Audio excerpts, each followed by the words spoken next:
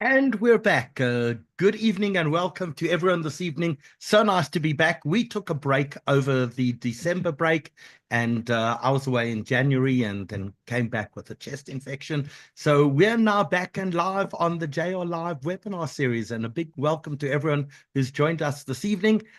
We've got some guests for our pre-chat. We've got Michael Kransdorf who's joining us. We've got Stephen Grusd, and we've got Sarah Gon. And then at exactly 7 o'clock, we'll be crossing over to Joel Pollack, who I think is in California, although he may have gone to Washington, D.C. already.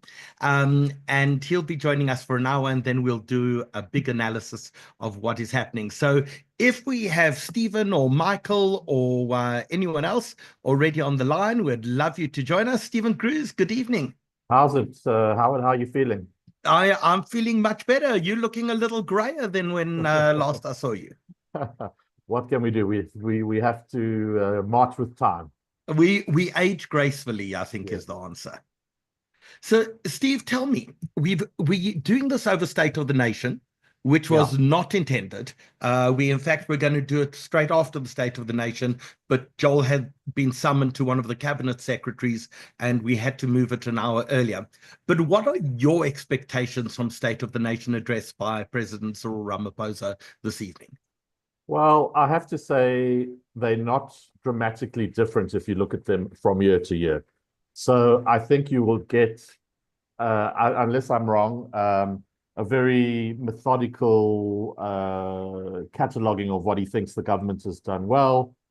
Generally not very much foreign policy in it, but of course, if there is some foreign policy, it's sure to be about the Middle East. I'm sure he will reject Trump's plan to flatten Gaza and put up a casino and relocate millions of Palestinians to Jordan or Egypt or other countries. So they might, if there's any foreign policy, he might mention that. He might mention the fact that we are hosting the G20 this year in Johannesburg in November. And yeah, it's mostly a domestic focused speech. I don't think it's going to be particularly inspiring or particularly different from any other year. So I actually sat in the tent outside Parliament last year because you couldn't get in. It was in the Johannesburg, in the Cape Town City Hall, and there wasn't enough room for all the guests. And I turned around to everyone and I said, I think he picked up the wrong speech. I think he's reading last year's speech. But the speech he gave after the elections was identical to the one before, identical to the one before that. Not much seems to change, but the one difference maybe from a foreign policy perspective that is different this year is we've just lost a whole lot of troops in the DRC. And surely that has to be something that he addresses. What are we doing in the DRC? And what is our mission actually there? And why should South Africans be dying in the center of Africa? What he should do and what he will do are different. Yeah, it would be interesting to see if that makes an appearance in the speech. Indeed, a lot of citizens are asking what we are doing. When you ask government, they say, well, we want a peaceful Africa. We have to do our bit. We are there assisting the Congolese government forces, but the DRC is a big mess. And, it's well known, even though we spent billions and billions that we shouldn't on arms in the arms deal, subsequent to that, our military has been particularly badly equipped. Budget cuts every year. We have the oldest, I think one of the oldest average age of soldiers in the world of any army. Apparently, we have only 2 Rooivalk helicopters that are serviceable. Wow. Sarah Gon, you're with the Institute of Race Relations. Does anyone come up to you before the speech, someone from the presidency, and say, give us some input? We'd like to hear from you some new, fresh ideas that the president should include. Does that happen within the broad world of South Africa? It does, and we tend to give our suggestions whether people ask for them or not.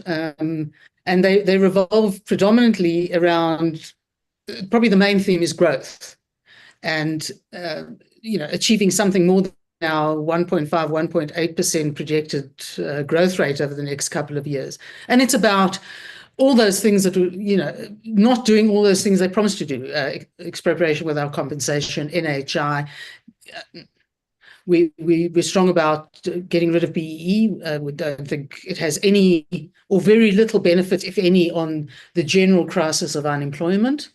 And our advice would largely go around, cutting the red tape, getting out of the way, making it much easier for business to do business in South Africa. And that's really, in broad strokes, that's kind of our approach to it. We think the foreign policy is poor. We also have a very bad, very poor, very unprofessional diplomatic class, and they've not served us well internationally, and certainly not in America, where ability, subtlety now is required in large measure. We don't have it. So it's basically all those things. And with regard to the DRC, just perhaps Stephen could comment. I gather that there are 2 other African countries in the mission around Goma, and I can't often recall, but one of them I think is pulling out. I'm not sure. Tanzania and Malawi are the 2 countries. SADC was asked to cough up troops, and we were the only 3 countries that did so. It is very possible. I didn't hear anything specific about a country pulling out the troops, but we're totally out of our depth. I mean, we went into Mozambique as well with the SADC force, and the president basically kicked us out. The Rwandans are causing trouble in both Mozambique and DRC. They're calling the shots. We've seen a diplomatic tiff between Ramaphosa and Paul Kagame of Rwanda. It's very complicated. In fact, we're having an interesting webinar on this on Wednesday afternoon, if anybody's interested. Sorry for a plug there, Howard. That's okay. Michael, sorry, can I add to say that the general thrust is that the pursuance of this towards this ongoing move towards socialism is under constant criticism from us, because it's a pickled in aspect ideology. Someone described it as immature, which I think is correct, because it doesn't work. So it informs everything we do. And I think that the tragedy for Ramaphosa, in a way, is he's got nothing really to lose by being more muscular and taking, grabbing the nettle and being less obeisant to the ANC, but it's not his personality. So we don't expect a great deal in reality. So we have low expectations, and we nonetheless will still be disappointed. But Michael, this week was actually an important anniversary. This week was the 6th anniversary of Shamila Batoy as head of the National Prosecuting Authority. How do you think she's done? Well, I haven't seen anybody go to jail yet. 6 years on, we've got the Zondo Commission report, and not one person is behind bars. I mean, they say that the wheels of justice move slowly, but this is at a very, very, very slow pace. So, do you think she's been told to put the brakes on the wheel of justice, or is there just not a level of competency? I mean, I did hear that at the beginning of the process that a lot of the big law firms were getting involved in assisting to sort of boost the capacity of the National Prosecuting Authority. But I don't know if that's still the case and if it's still happening. It could be someone mentioned to me recently that the way the cases were being prosecuted was particularly by putting so many charges into the case that really does slow things down, and actually that they weren't being prosecuted in the smartest way. That if we went just on a few charges, if we went over after lots of people on just a few select charges, justice would be much quicker. But if you have 1,000 charges, it's going to take years and years and years for the case to ever be heard and come to a conclusion. So I don't know if that's accurate, but that was someone with insight in forensic auditing was saying that they thought that the way they'd gone after these people was a mistake, and that there would have been a quicker way to go about it. So maybe that is deliberate. I don't know. What do you think, Howard? Yep. Well, I'm not going to comment other than to say that it's been terribly disappointing. But Steve, I want to ask you if you would be able to give some advice to the president of what to include tonight. What would you say? That's quite a good question. I think he needs to inspire a country that's looking for positives. So I think the same sort of delivery that we always hear, the family meetings, my fellow citizens, we need. I'm just reading a biography of Churchill, and during the war years, he was incredibly inspiring and took people with him. I think that the president should really be frank about what the challenges are and have a plan on how to turn the economy around. I mean, we can't keep going on about unemployment and poverty and inequality as the triple challenge, and all of our investments, all the foreign investment that we're trying to attract needs to address those, and we need to create jobs. It's the same old, same old. So, Michael, you're an economist. You're at Harvard at the same time as Joel Pollak. That's how you know him. Have you got some pointers for us? With regard to growth, or with regard to with regard to growth? Yeah, sure. I think when I was at Harvard, we were working the Harvard University was working quite closely with the Mbeki administration on a growth strategy for South Africa. Things have changed quite a bit, but basically there are major sort of obstacles to growth that are sort of holding us back, and one of them would be the ports. There are a lot of easy wins that we could really try and fix that would really help accelerate. And one of them is the ports. Is that we have a lot of things to export, but we're not able to get them out of the country quick enough.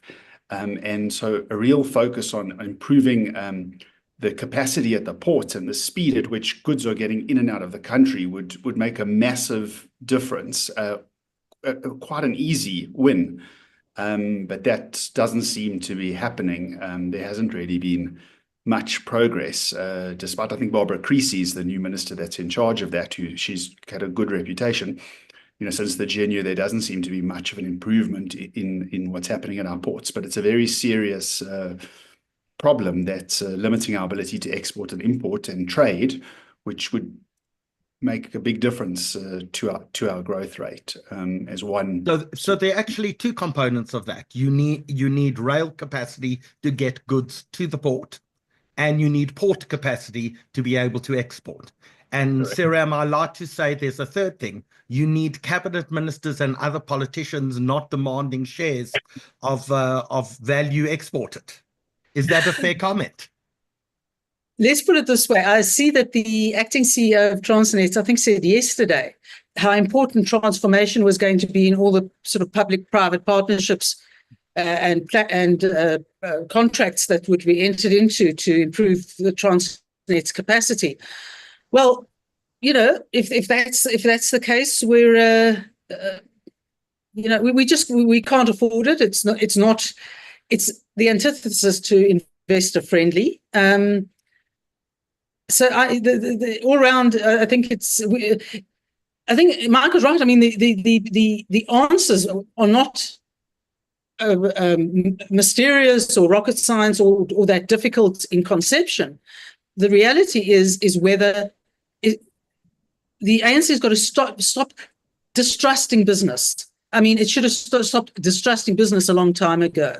And as long as those elements arise, and things of that nature, I don't see where we're going to go. And that is it. But those are exactly the things that we need to take advantage of. I mean, South Africa still occupies the bottom of Africa, and as we've seen during the conflict, things can happen that force shipping our way, and we can't handle it. And there are alternatives if America, I think, decides to pursue them. Our neighbors could benefit.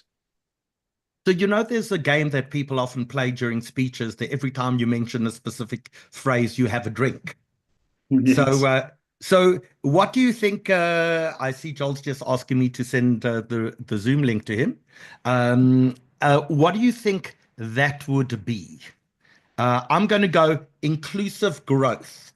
And please, if you can chat amongst yourselves for 1 minute. I just need to get Joel his link. He can't find it. Sarah, and I agree with you. I think, as you mentioned, I think there are lots of supply constraints in the economy. You know, the government's very focused on fancy industrial strategy and things like that. But really, it's the basics that are actually falling apart in South Africa. And if we could fix those, I think at a minimum, we could see at least a first level, quite a big pickup in growth. But they don't. It's exactly those. It's exactly those basics that we call basics and are basics that can and should have been dealt with and are not because of the adherence to, I don't know, ideology, feeding off the trough, whatever it may be. So that's the thing. And I think, how it talks about the word you're going to use, that is going to be used, I think you're going to see transformation scattered through this. And it's got to be my least favorite word right now. The irony is that we do need transformation, but to the way that government does things, we need to change. It's just not the type of transformation that the ANC is interested in. So Steve, from your perspective, what is the word that you're going to drink with? Triple challenge. Triple challenge, you think he's going to use? Yeah, that's on my bingo card. Okay, cool. Joel says he'll be on in 3 minutes. So a big welcome to everyone who is watching us this evening. We haven't done one of these in a few months, so it's actually fantastic to be back. We'd love to know where everyone's watching us around the world. We've got an enormously full house this evening. We're going to be completely full on Zoom. So if you do have any friends or family who are trying to get on this evening, please, we ask you, please send them over to our YouTube channel or onto Facebook to watch, because the Zoom will be completely full. So with that, I'm going to ask Stephen and Sarah to turn off their cameras and their microphones. We're going to get back to you at 8 o'clock. And Dylan Berger, you are on controls this evening. Good evening. I hope everybody's well. Sorry for the rain in the background. It is a typical Joburg evening. It's a huge thunderstorm happening outside. And just a big welcome to everyone who's joining us around the world. I see we have people watching us from Philadelphia, from Sussex in the UK, from Vilnius, from Lisbon, from Ohio, from London, from San Diego, from Canada, from Baltimore. This has really attracted so many people. And Dylan, one of the things that you're going to be doing this evening is you're going to make sure that this is not just a one-way conversation, that we're involving the entire audience this evening. And that means that if people have questions or comments, they're going to actually be posting them on YouTube or Facebook or Zoom. And you're going to make sure that all of those, in fact, come through to us. Is that correct? Spot on. So please don't hold back. We've got a lot of comments on email during the week, so I'm looking forward to seeing them on live tonight.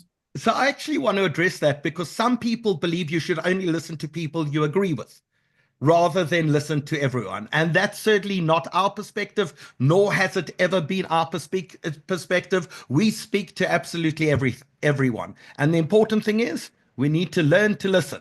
And by listening, maybe we'll understand a little more, and we may actually learn as well. So Dylan, with that, let's talk about the Jewish Report this week. And Joel Pollack, a big welcome to you. We're just welcoming everyone around the world. We have thousands and thousands of people who are watching us this evening, and we are broadcasting tonight on YouTube, on Zoom, and on Facebook. So a big welcome. Where in the world are you? Joel, I think you're saying you can't hear us. While you try to sort that out, and maybe you need to log back in. Dylan, let's look at the front page of the Jewish Report this week. This week's Jewish Report, it's actually a very serious Jewish report this week, because in essence, we believe that the voices of the Jewish community, and we believe the voices of the pro-Israel community, are really under enormous attack in South Africa. And we produce a newspaper, and we've done so for 25 years, that's distributed free of charge around the country through hundreds and hundreds of locations around the country. But the truth is, we can't produce a newspaper, and we can't do events like our Douglas Murray event, and we can't do webinars like tonight's webinar with Joel unless you are part of this process. just to print the newspaper and distribute costs over 350,000 Rand a month. If you want to see us continue, if you want our Jewish community to have a voice, and after the 7th of October, there are so many people who wish to silence our community. If you believe in a Jewish voice, then we need you to contribute and donate to the Jewish Report, because without you, we lose that voice completely. Joel, just before we flip over, are you hearing us? Yes, I have fixed the audio problem on my end, so it looks like we're good. Fantastic. We'll be with you in a moment. We've just been talking about the importance of media and the importance of keeping voices like our voice alive in a country like South Africa, where we have both the political establishment and the fourth estate enormously hostile and trying so hard to silence any voice that is both pro-Jewish and pro-Israel. And that's why we're appealing to all the people watching this evening. We can't do this alone. We have to do it with you. Please donate to the Jewish Report. So the front page of this week's edition, which is out and available around the country, is in fact an appeal from myself to all of you to participate and to be part of this process. Don't forget as well, please, that you can see us, if not in hard copy, online, www.sajr.co.za. And we beg and plead with all of you, in order to save money, we're cutting our print run and our distribution points. You need to, in fact, sign up and be part of our newsletter to get information as well. All of our webinars are available on YouTube, and you can refer and come back and watch this webinar time and time again. We certainly hope you do that. So go onto our website, click on webinars, and you'll be able to do it. I want to stop for a moment and go over, if you would like to help keep the voice of the Jewish community alive, then we need you to donate. And the easiest way to do so is to go to bit.ly/SAJR-DON. You'll see all the details on the screen. And if you have a camera, take a picture of it. Please go on, make a donation. We need you to be bold and courageous, because after the 7th of October, to be the voice of the community took courage. It needs a courageous community to keep that voice alive. We're going to be posting these details and this information throughout the course of this evening. And as we mentioned, please, we're asking you, register to receive our email newsletter online. The easiest way to do that is a bit.ly link, SAJR inbox. If you do that, sign up. We can put you on WhatsApp groups. We can distribute our newsletter and our hard copy to you as well. So we ask you to do that. And with that, Dylan, thank you so much. You'll be posting all of that information into the chat section as well. Joel, I believe you know Michael Kransdorf. Yes, we've been together for a long time. Fantastic. And Michael, thank you for the introduction to Joel. Really appreciate it. And Joel, enormously grateful to you for giving up your time in order to speak to a community that's very important to us. And I have a sense really important to you as well.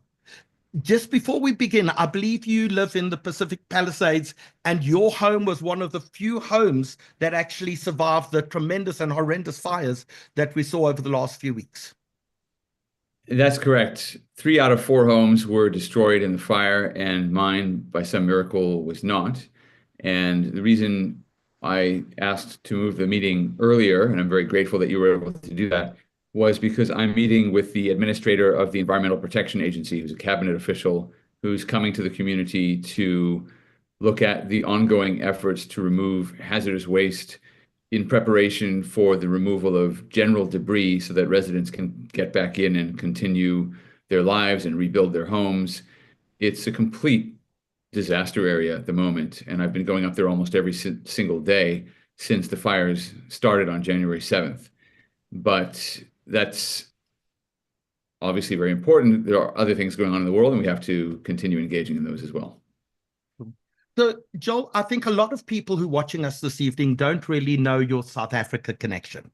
You were in fact born in Johannesburg. Walk us through a few minutes about your life. Yeah, sure. So my parents are both native South Africans, both born and raised in Johannesburg. And my father is a semi-retired transplant surgeon. My mother's a physical therapist.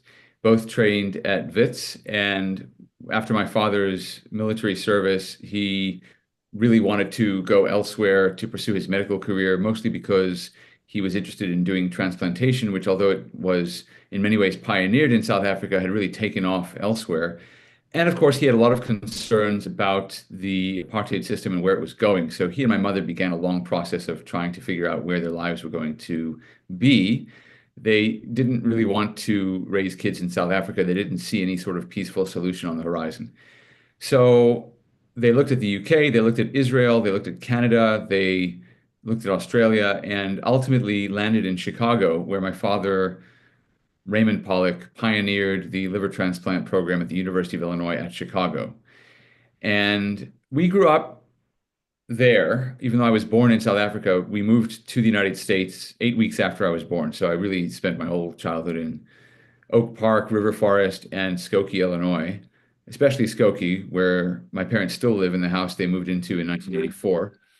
And it was a very interesting time to be South African because we were really raised with no connection to South Africa except the occasional family visit and perhaps some explanations demanded by children of parents as to what was going on the nightly news when South Africa was in the news a lot during the state of emergency and the height of the anti-apartheid struggle.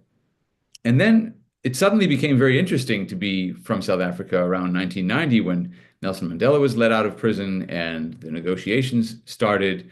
There was intense interest in the United States in South Africa's transition to democracy. So I really started following events in South Africa pretty closely. And at the same time, there was also general interest, not just among ex-South Africans, but general interest, and to the point where we were reading South African novels in school. When I was 15 years old, my high school English class read Cry the Beloved Country, and they invited my dad to give a lecture on South African history, which he knows very well.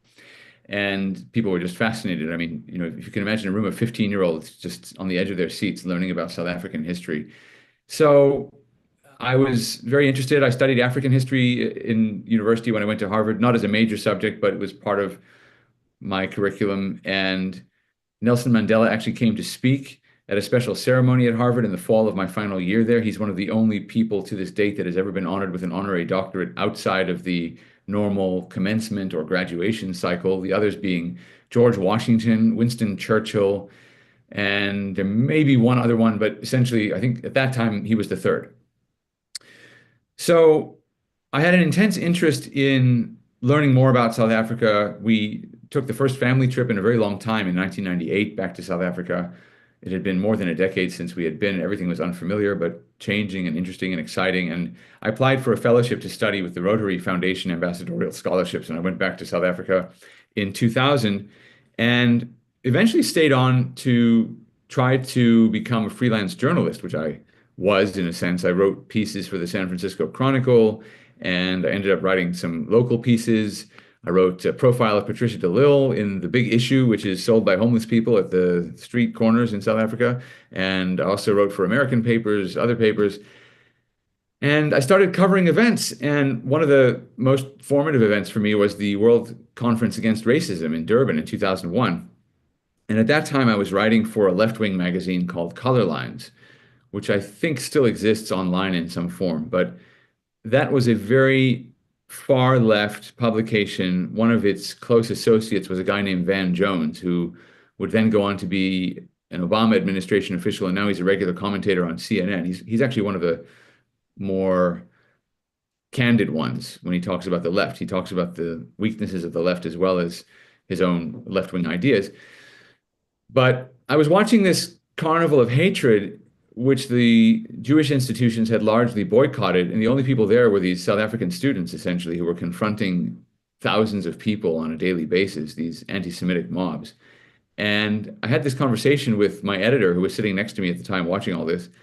And I pointed to a banner someone was holding with a Star of David that was dripping blood. And I said, "You don't see that as a problem?" And he said, "No, well, you know, it's Israel's fault if they put that symbol on their flag. It's actually just a national symbol. It has nothing to do with anti-Semitism." So I began to realize around that time, and not just for that reason, but I began to realize around that time that my politics weren't really fitting me very well anymore. And I began to look at other things, and eventually I got offered a job by Tony Leon to be his speechwriter, and I took it immediately. It was a thrilling opportunity to witness South African politics up close in this transition that had fascinated me for so long. And I ended up working for the DA and for Tony for 4 years.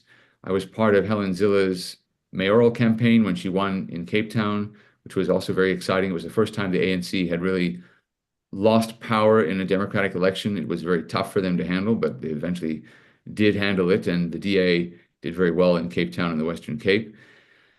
And then I met my wife, who I've been married to for 15 years. She was an intern in Tony's office. Julia is the daughter of Rhoda Kadali, who died in 2022. So let's talk about Rhoda for a second. Rhoda is anti-apartheid royalty. Right.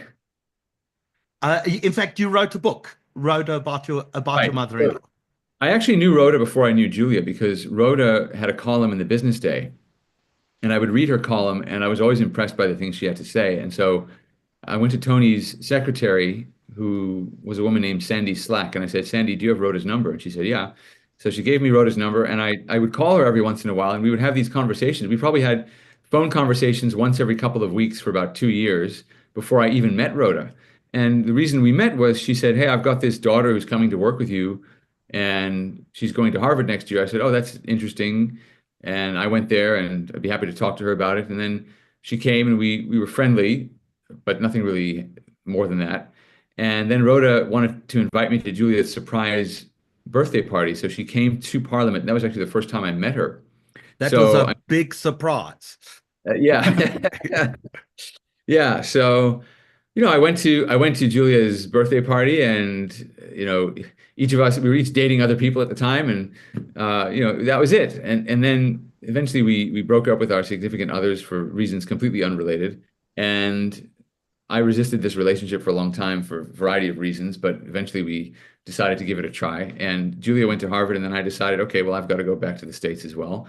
So I went to Harvard Law School at that point, and we courted throughout the time she was finishing her undergraduate degree. And then when we both graduated in 2009, we got married shortly thereafter. And it was a great ceremony. We had a wedding in Cape Town with the Chabad rabbi and the Beit Din and whole Orthodox mishpacha, even though probably 75% of the people there weren't Jewish, because they mostly came from Rhoda's friends and family. And it was a great experience. And I went back to the States, and I was plunged into Republican Party politics, which I got very involved with.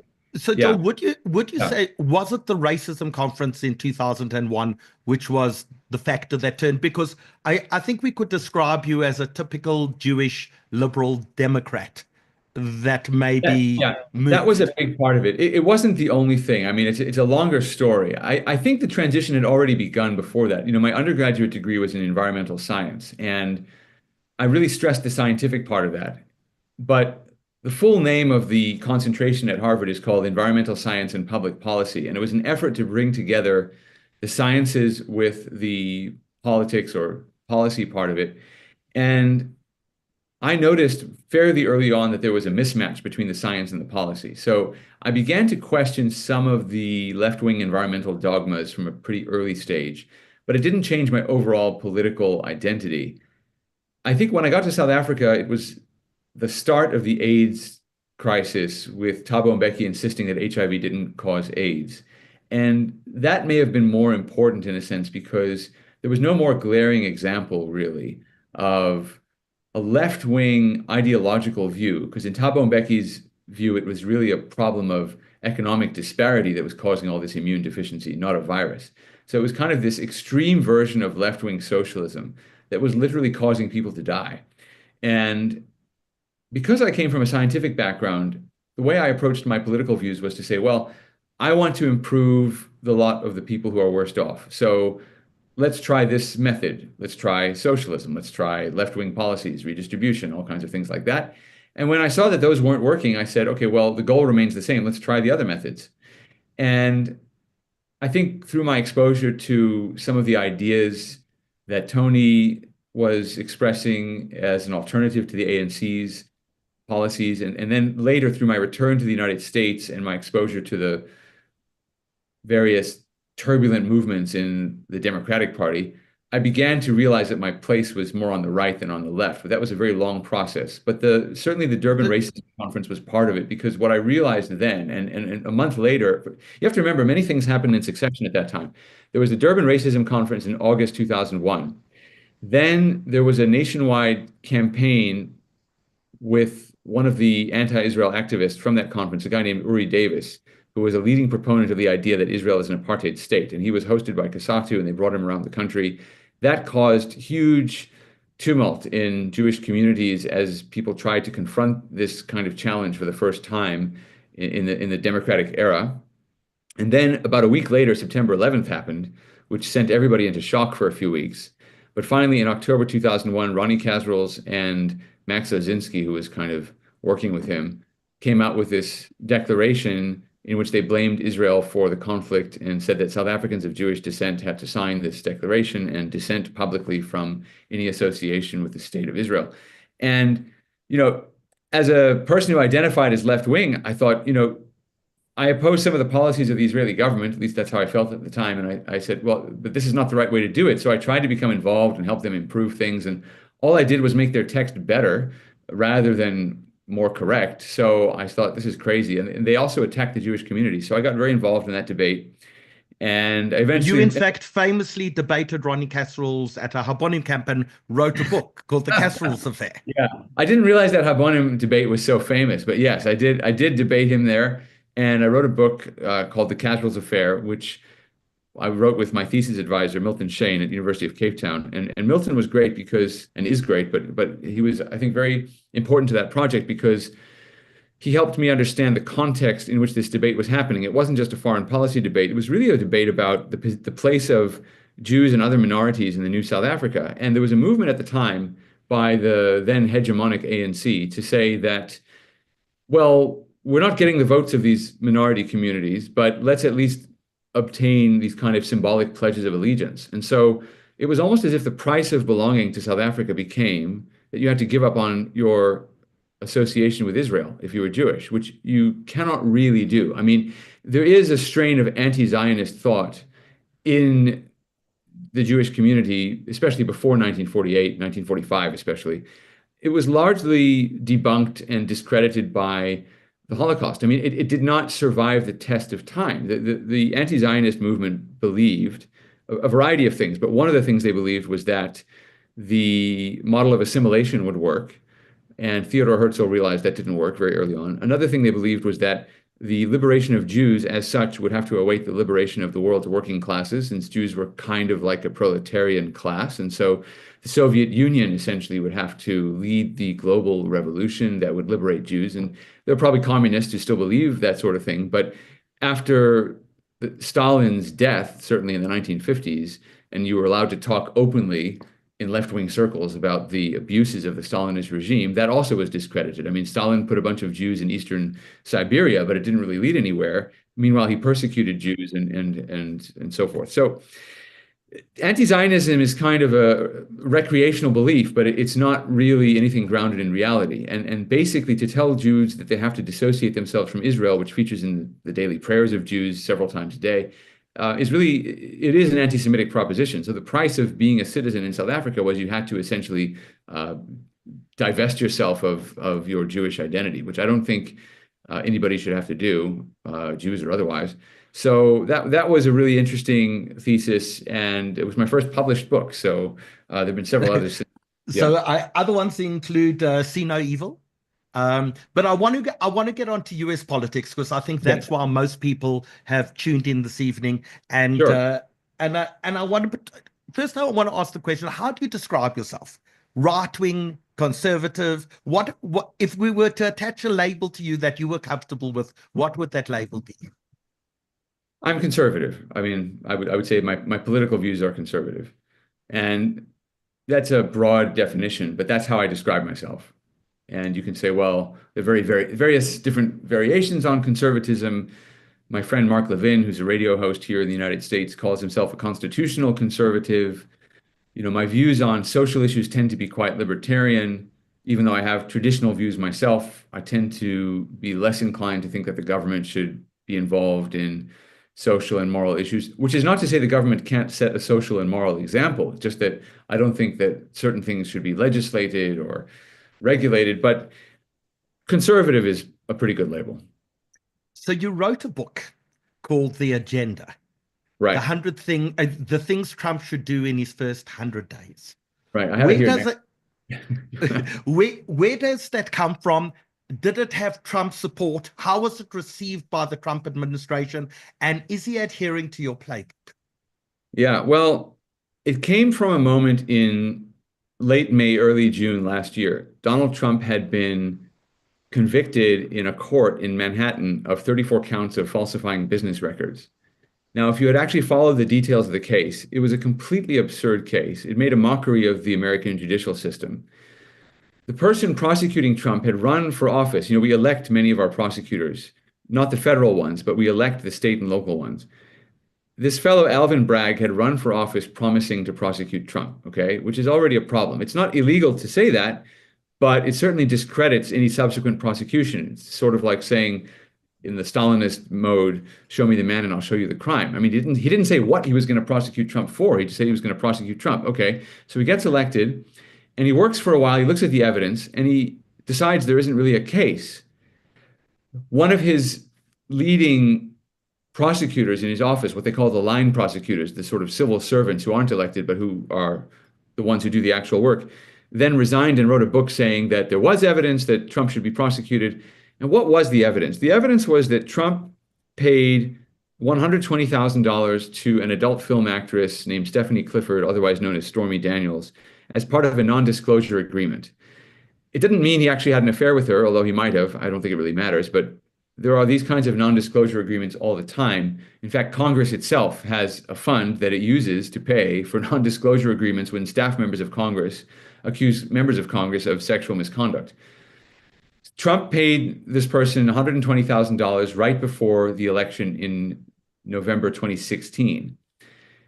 Had they been campaign expenses, he would have been required to disclose them, but they would not have come out until after the election. So he wouldn't, because they were paid so closely to the election, there was actually nothing wrong with him not disclosing them until after the election. But they weren't, in fact, campaign expenses. They were personal expenses, at least on the understanding that the Federal Elections Commission, which governs campaign expenses, had traditionally taken. So these payments were known. They were personal payments made through Trump's then lawyer, Michael Cohen. And the Federal Elections Commission took no action against Trump.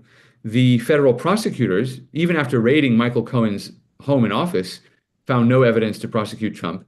But suddenly, and I apologize for this light going out, we have these energy-saving lights in our office.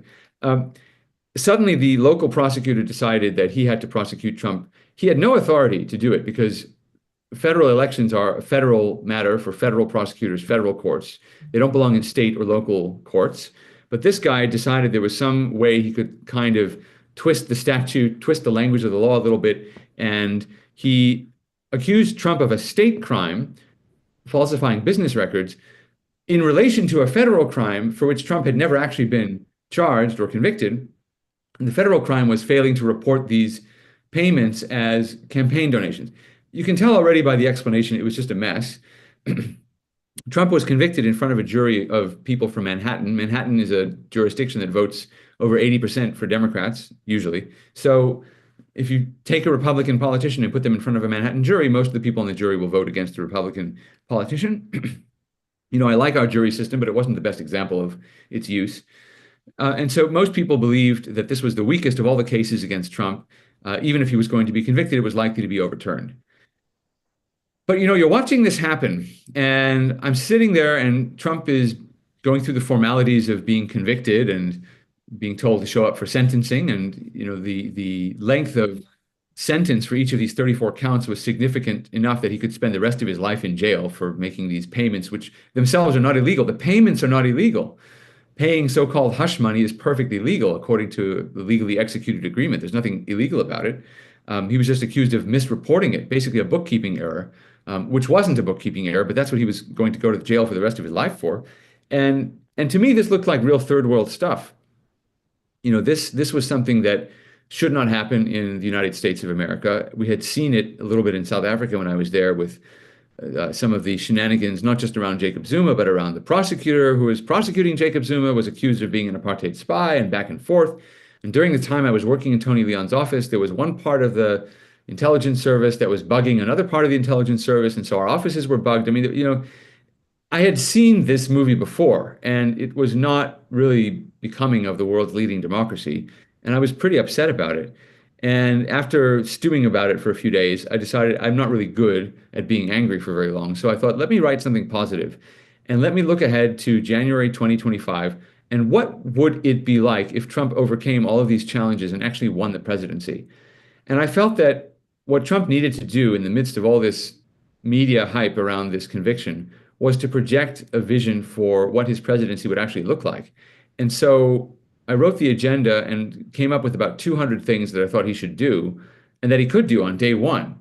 And the amazing thing is he's done most of them. I mean, I said he should do them in the first 100 days, which is our traditional metric for measuring presidential success in new administrations.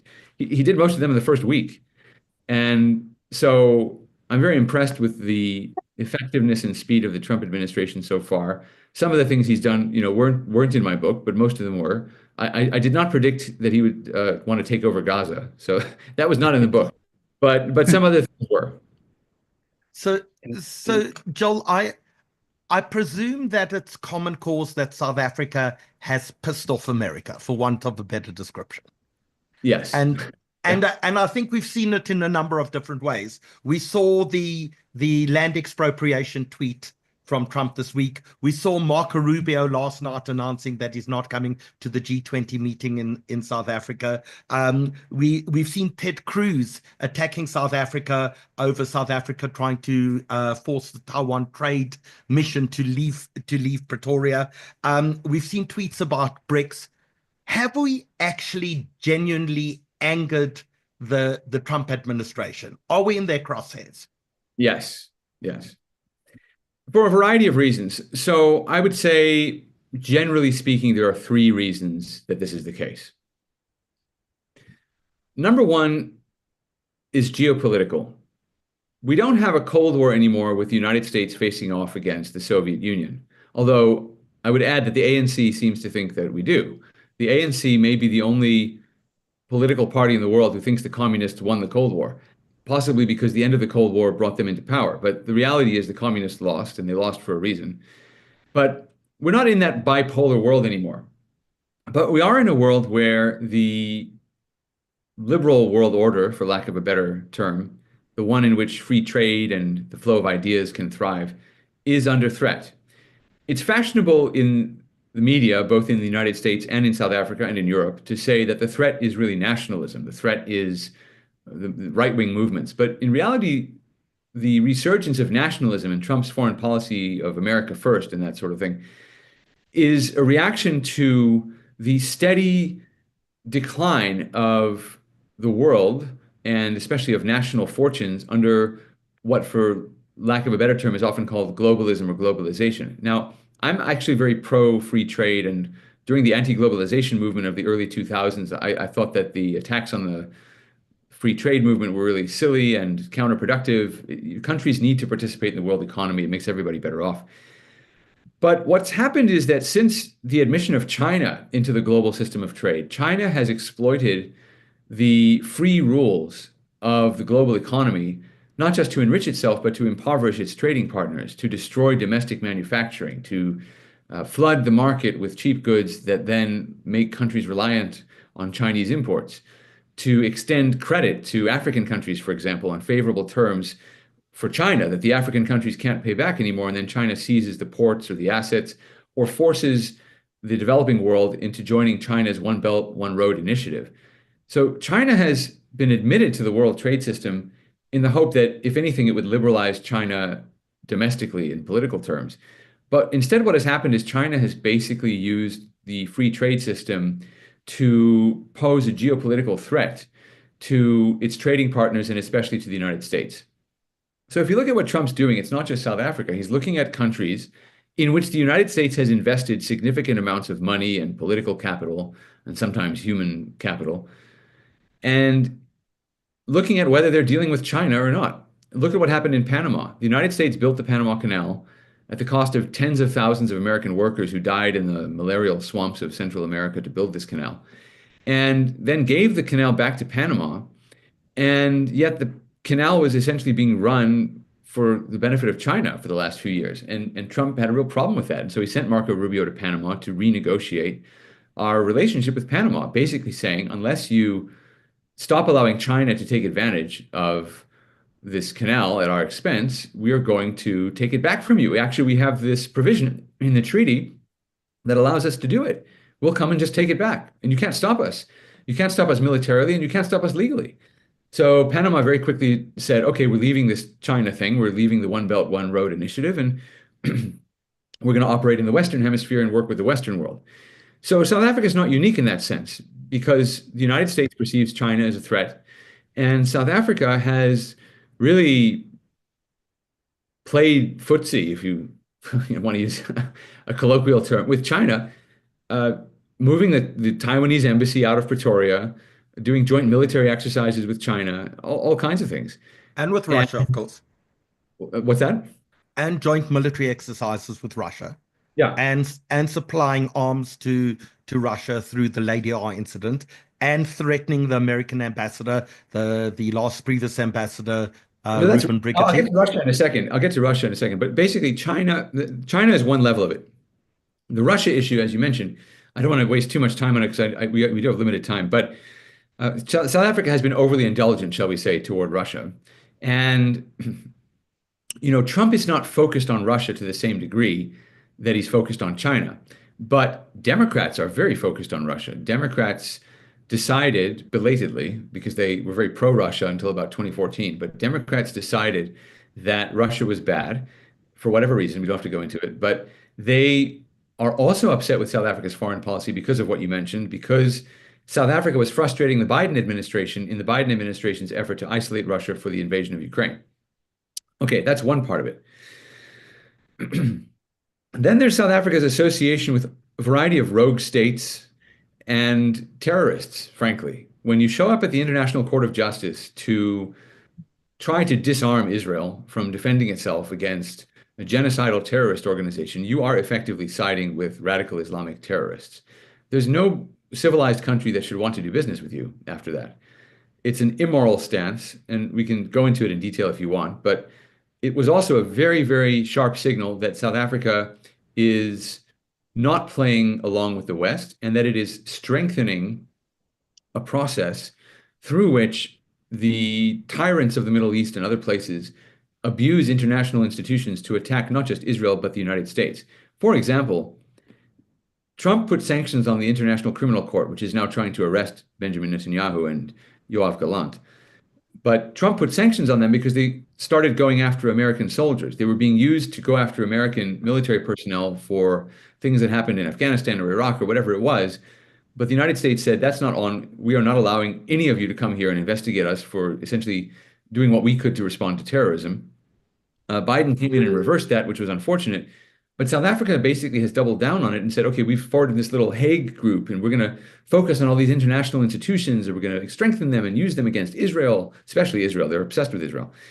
Meanwhile, of course, South Africa didn't enforce the Rome Statute of the International Criminal Court when Vladimir Putin wanted to come to South Africa. I mean, South Africa has decided it can pick and choose when it likes these international institutions. So people have noticed that as well. They don't use them against Russia.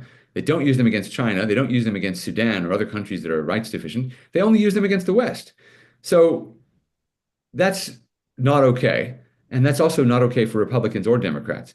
And then finally, there's the question of South Africa's own internal policies. South Africa is a very important country on the African continent, and it has a potential to play a larger role, not just in African affairs, but global affairs. But to do that, it actually needs to be strong. And it's true of every country. America has a strong military. We have a very strong military, but we also know that our real strength is our economy. And it's the same with South Africa. South Africa has an interesting history, interesting democratic transition 30 years ago. Okay. But South Africa's global influence is diminishing, not just because it takes some fairly crazy foreign policy stances, but also because economically it's fading. It's just fading and fading and fading unnecessarily, because it has so much to offer theoretically in terms of natural resources, in terms of industrialization in the African continent, in terms of the skills and the drive of the people. You take an individual South African out of South Africa and they're the richest person in the world. They become Elon Musk. I mean, it's an incredibly hardworking country in some ways, and yet you have this system in South Africa that discourages talent, that discourages innovation, that discourages investment. And Americans have a problem with it because, hang on a second, you want us to help you, we want to help you, and we want you to be our ally, and we want you to be strong. But you cannot be strong, and you can't even be useful to us if you are not performing at your full potential, and if in fact you are degrading that potential. If the lights shut off when we come to visit, or if the trains shut down and commuters can't get to work and money disappears into overseas bank accounts. And I mean, hang on a second, this is not actually a strong partner after all. This is actually a weak and failing partner. But right now, it remains a very important partner, potentially.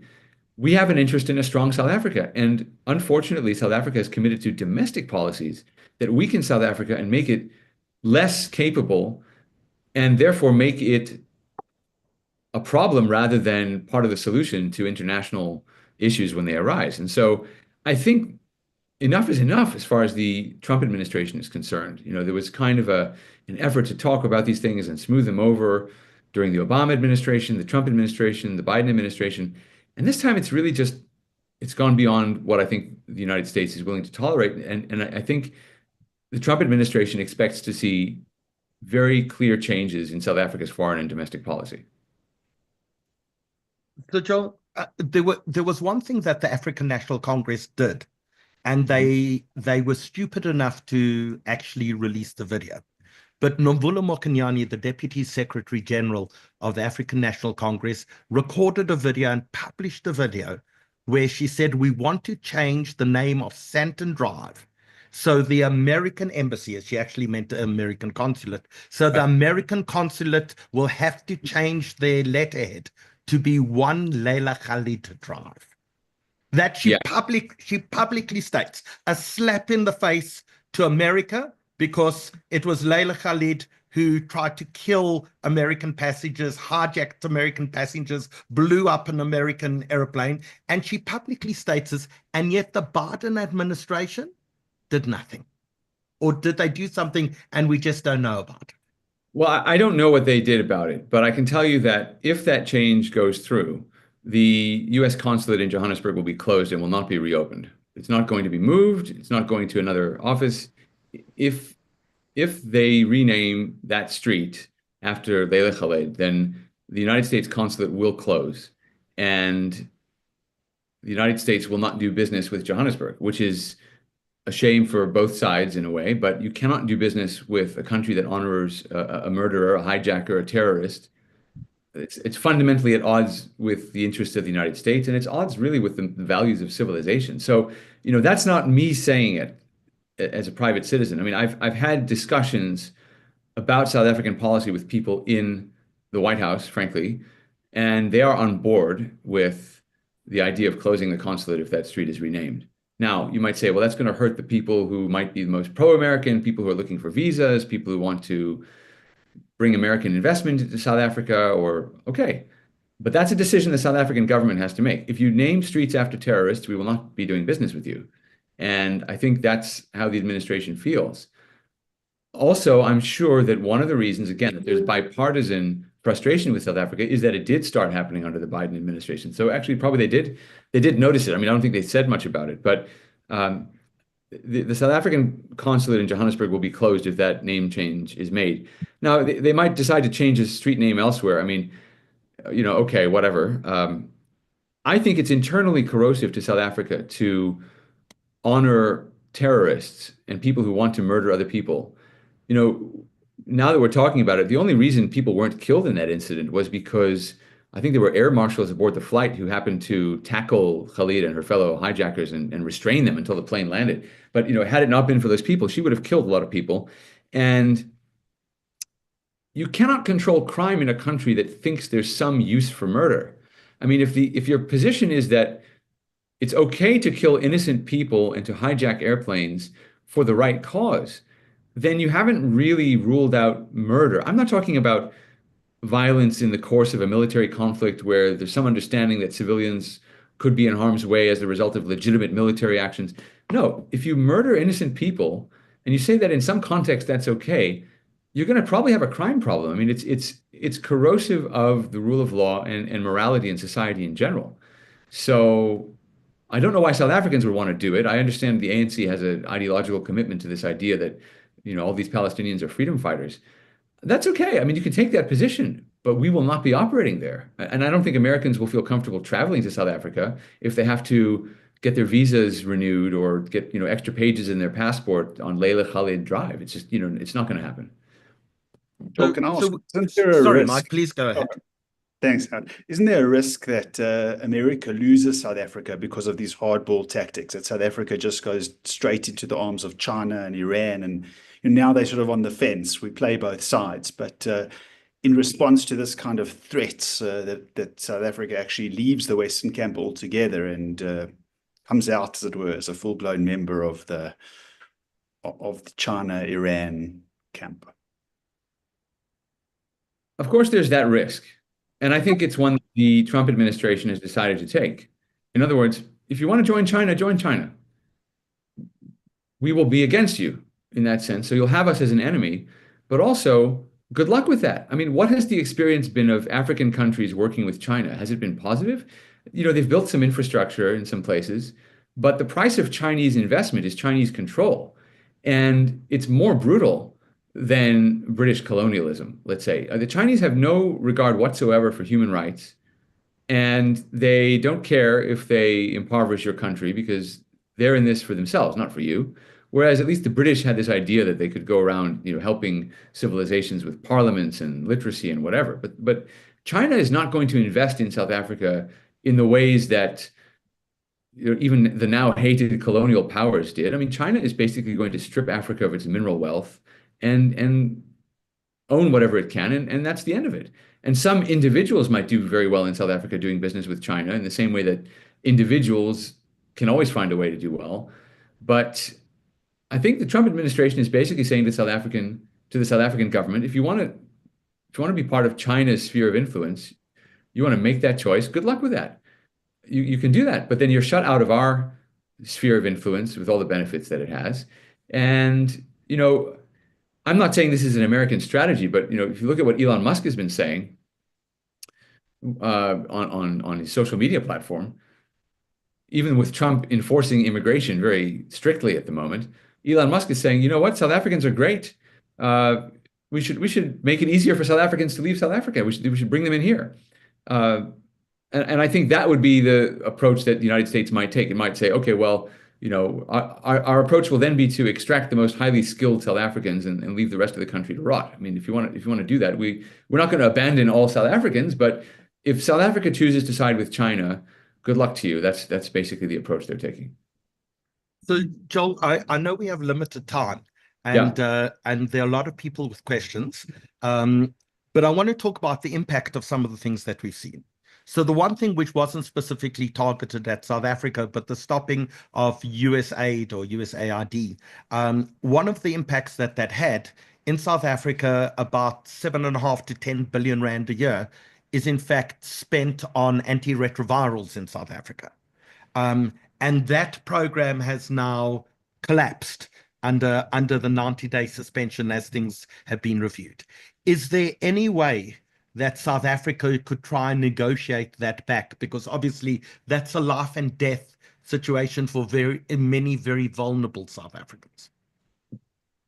I think so, but let me just say a couple of things. First of all, it's important to remember how that program came about, the PEPFAR program. The PEPFAR started 20 years ago, not because South Africa didn't have the money and needed the money from the United States.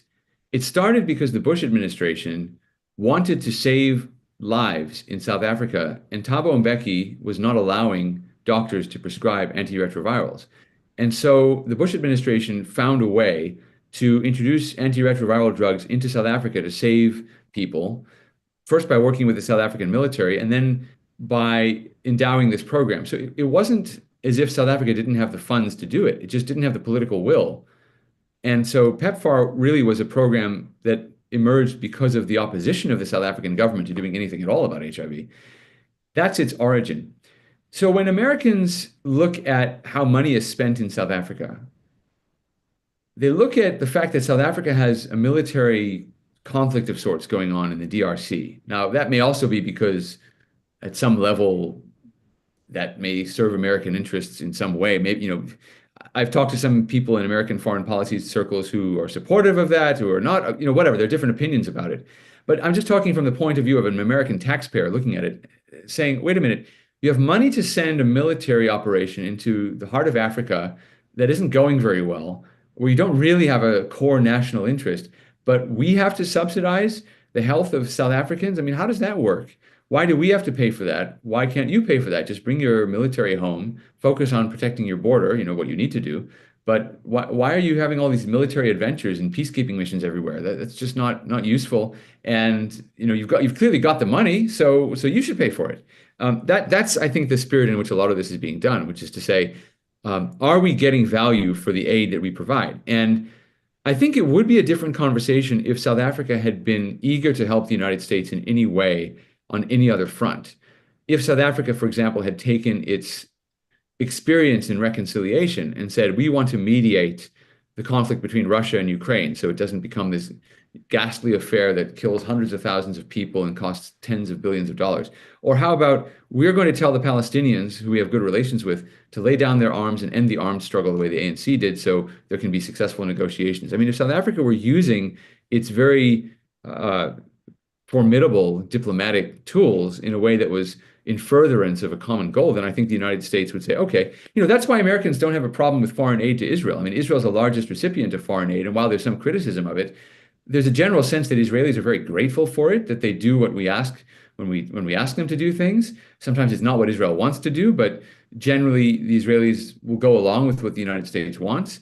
And there's a sense that there's value for money because when we plow money into research and development in Israel, things like the Iron Dome get invented, which can then be used by the United States. Donald Trump's now talking about putting Iron Dome all over the United States or expanding it and getting kind of broader use out of it.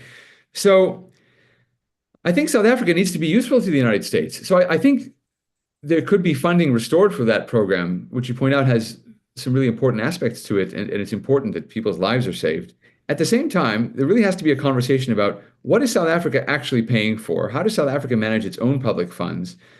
And is South Africa going to be helpful to the United States on the world stage? So I think that conversation has to happen. Joel, if we can ask about AGOA. So for many people who watching the program, they may not know about AGOA itself, but it's really a program that was aimed at particularly poor countries, not countries like South Africa who are developing, almost developed, but it was aimed to allow countries that were poor to export to the USA without any tariffs. And it's up for renewal in the very near future. If you were a betting man, is South Africa going to be able to retain its position on AGOA? If I were betting on it, I'd say no, not without significant changes. That was already in the cards before Trump was elected, by the way. If you look at what the Democratic senators were saying about South Africa's participation in AGOA, they were very skeptical about it because of South Africa's closeness to Russia. That's one part of it. And the other part is that to some extent, not just in South Africa, but to some extent, there's an awareness that Chinese firms have exploited AGOA simply to relocate in South Africa and export to the American market under favorable terms. So, the purpose of AGOA is not to enrich China, it's to enrich Africa. There is an understanding also that, we don't really want to be too choosy about where Africa gets its foreign investment. I mean, if China is opening factories and employing Africans and developing Africa's industrial base, that's good for Africa. And, we can set aside some of our differences over policy with China to at least recognize as a common interest in a prosperous Africa. But South Africa's path at the moment is not one of prosperity and expansion and growing the industrial base and building greater power generating capacity and encouraging innovation. There are pockets of excellence in South Africa. There are places where that's happening. But overall, we don't see it happening. And again, it's because the focus is on things that have nothing to do with the benefit of South Africans or the benefit of the United States as trading partners. The Trump administration is very skeptical of a lot of these global trade agreements. And while Trump is open, I think, to having these trade agreements, he wants to renegotiate many of them, including with great friends of the United States like Canada and Mexico. He wants to renegotiate these agreements so that we are seeing our interests met. For example, in his first term, he renegotiated the North American Free Trade Agreement, NAFTA. Now there's a new free trade agreement, the US-Mexico-Canada agreement, which he negotiated, but he was willing to tear it up and start raising tariffs on Canada and Mexico this week, unless Canada and Mexico helped with the migration crisis, because they've just been letting people cross our border, especially on the Mexican border, without any interference. So after threatening the tariffs, Mexico agreed, okay, fine, we'll send 10,000 soldiers to our southern border. Canada is also sending 10,000 soldiers to its border. And they're going to take seriously the traffic of people and drugs and so forth. So Trump is going to look at all of these free trade agreements and say, what are we getting out of it? And are we being exploited? Are we being taken advantage of?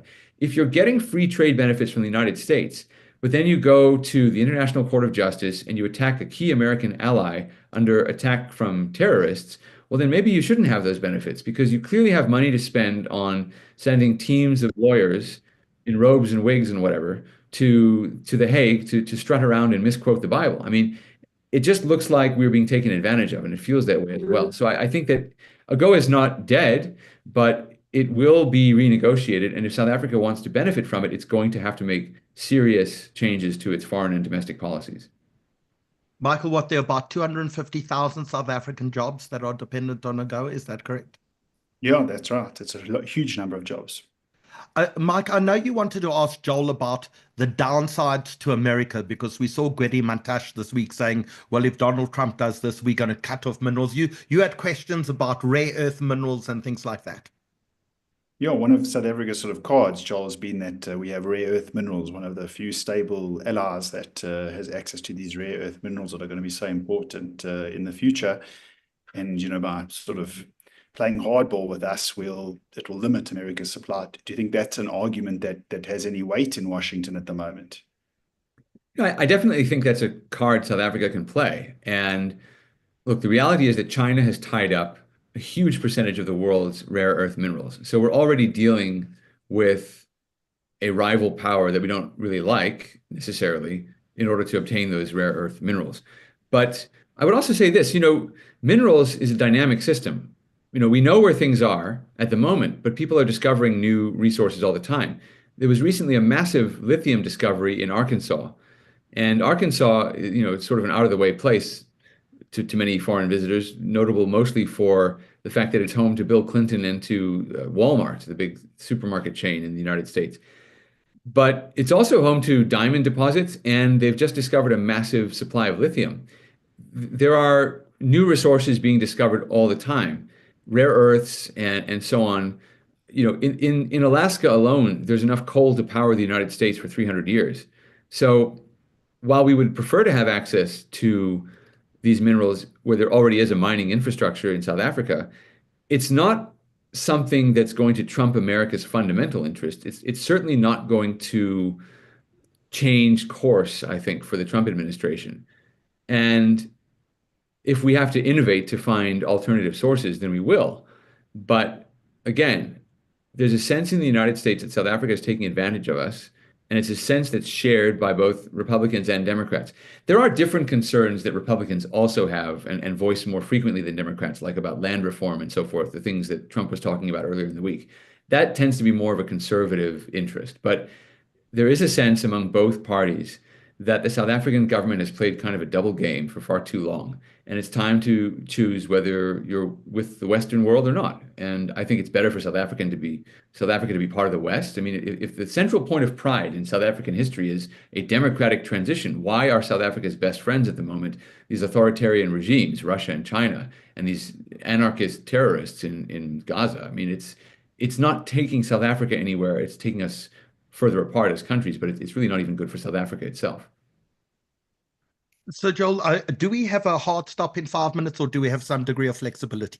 Unfortunately, I have to go because I can't be late for the cabinet secretary. So let's do a few more minutes and then I'll we can, maybe there's another time to talk, but I'll just take questions and I'll try to be short in my replies. Okay, so I'm going to ask people who are watching us on Zoom, on Facebook, and on YouTube, if you have a quick question, but literally a one-liner, please post it into the chat now, and we'll bring all of that through to Joel, and he'll try to answer as many as possible. But Joel, I want to put you in a difficult position, because I want you to put yourself into the position of the South African president and the South African government. If you were to give them advice, tell us what you'd say to them. Federalism. You have this amazing system, which is like ours, at least in theory, where the 9 provinces can experiment with different approaches. And as an outside observer and as a resident from 2000 to 2006, it's pretty clear that the results of the experiment are in. And the Western Cape model is a successful one. And I would emulate that in other provinces rather than sticking with the failed approaches that have led some of those provinces to where they are now. I mean, I give the example in 2022, I was driving in Limpopo province. I was trying to find a town that my grandfather lived in once upon a time, and the road was more pothole than road. And during the same trip, I visited a friend in Oudtshoorn, and as I was driving from Oudtshoorn to Cape Town, the roads were magnificent. I mean, they were very, very good, and these were small country roads.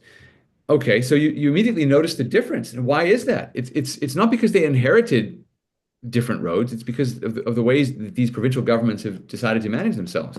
So I would say to the South African government, delegate more power to the provinces that are successful.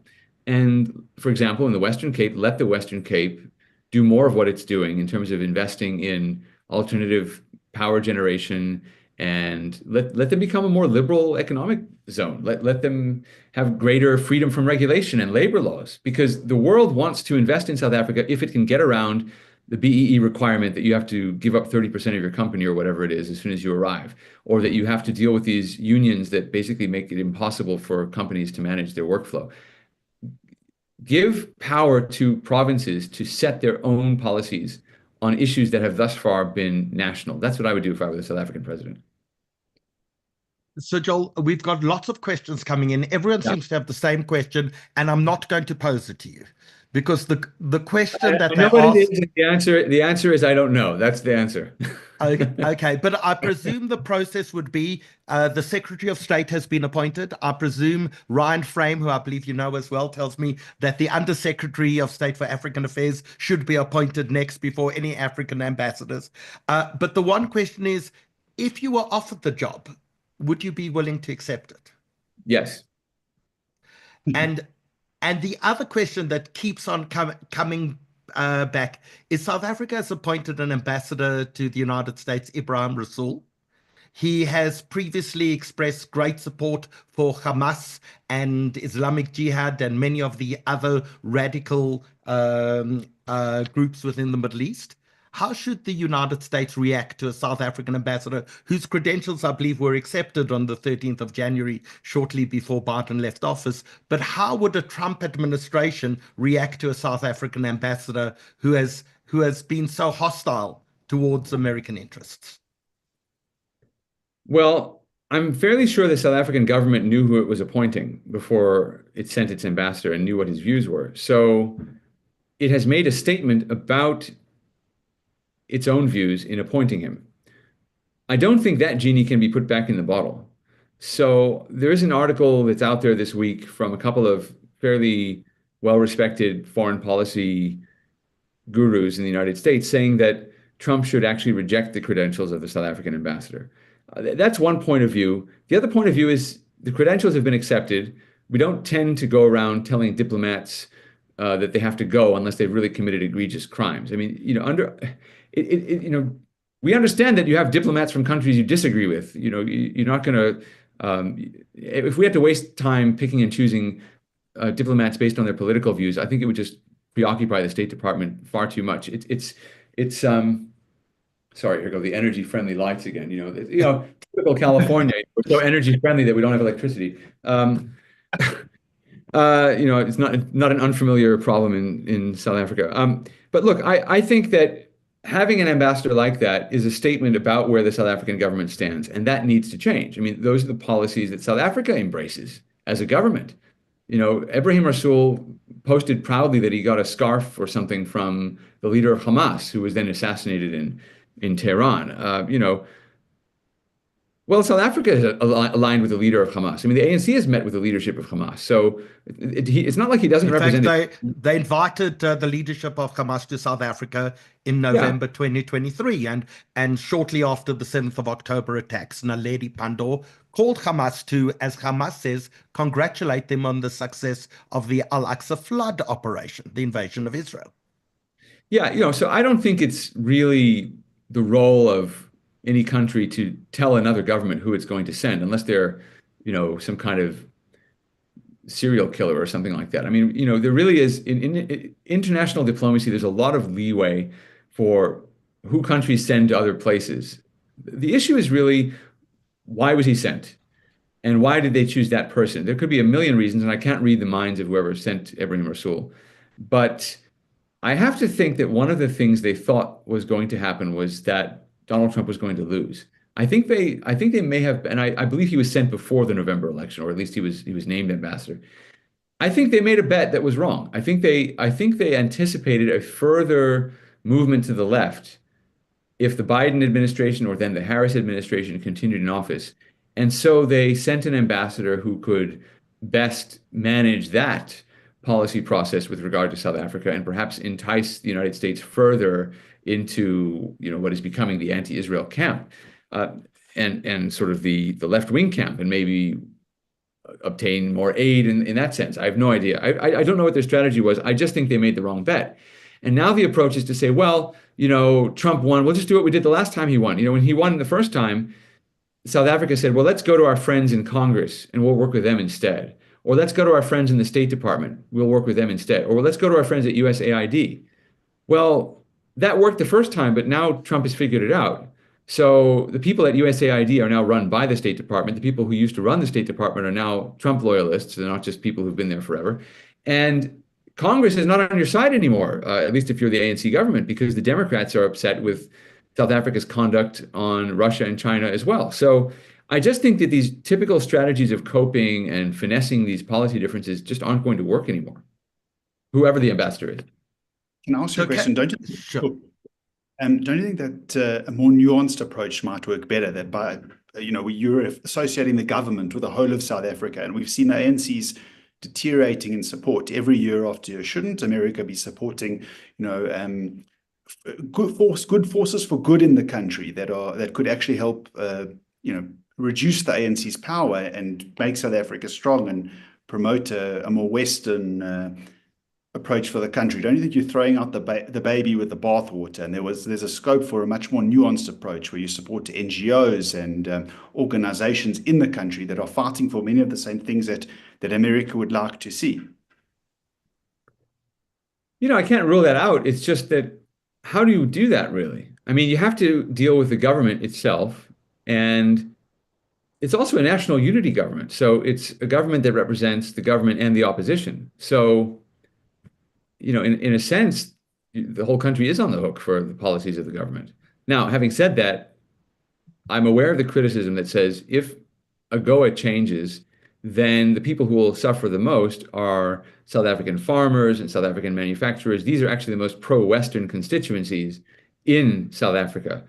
I think that's an interesting perspective that I think the Trump administration will have to take into account. So I think there is something to what you're saying.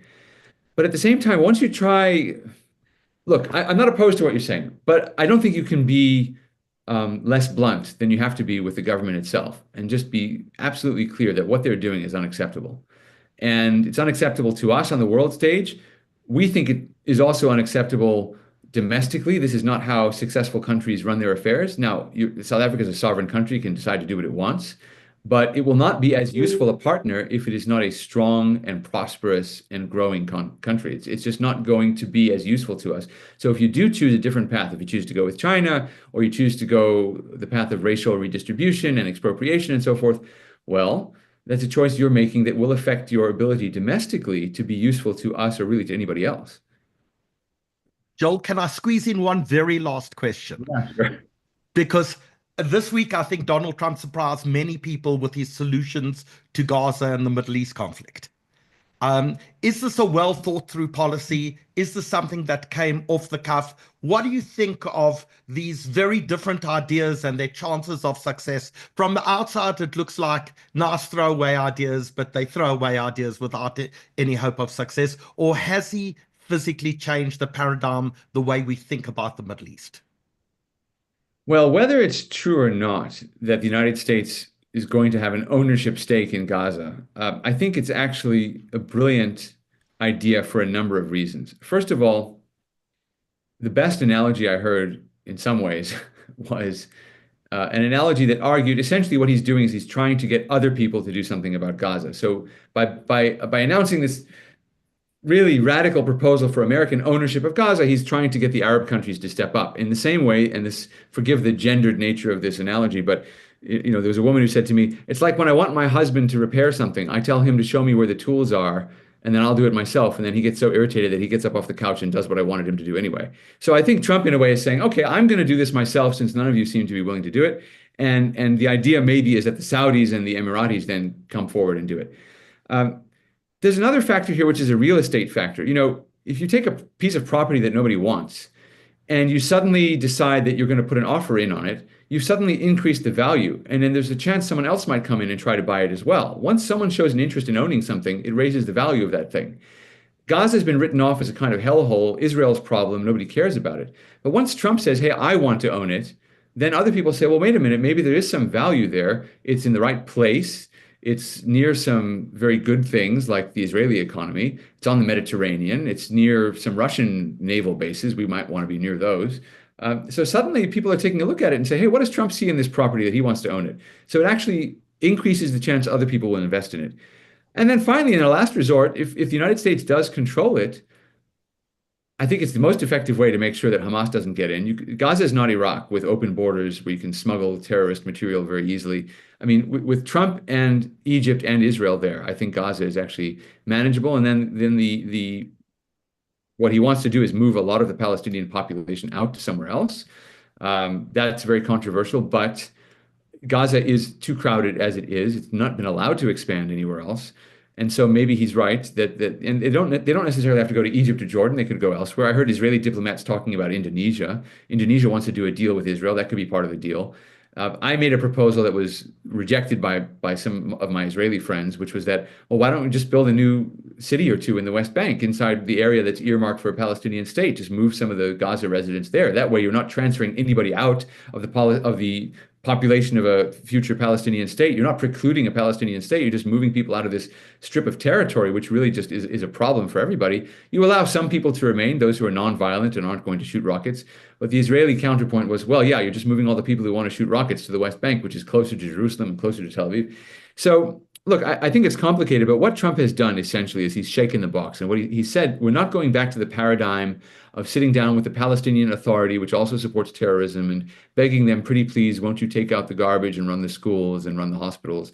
This kind of nickel and diming that still presumes that Palestinian control of Gaza is a given hasn't worked. Palestinian control of Gaza is a failed experiment over 20 years. So there's got to be some other way of doing it. And I think that's what he's done. So no matter what the outcome is in the end, it's not going to be run by Palestinians themselves. It's either going to be run by the United States or by Saudi Arabia or the Emiratis or somebody else who will exercise authority there that keeps the terrorists out and provides the best chance for Gaza to become prosperous. It will not become prosperous under Palestinian rule. It just won't.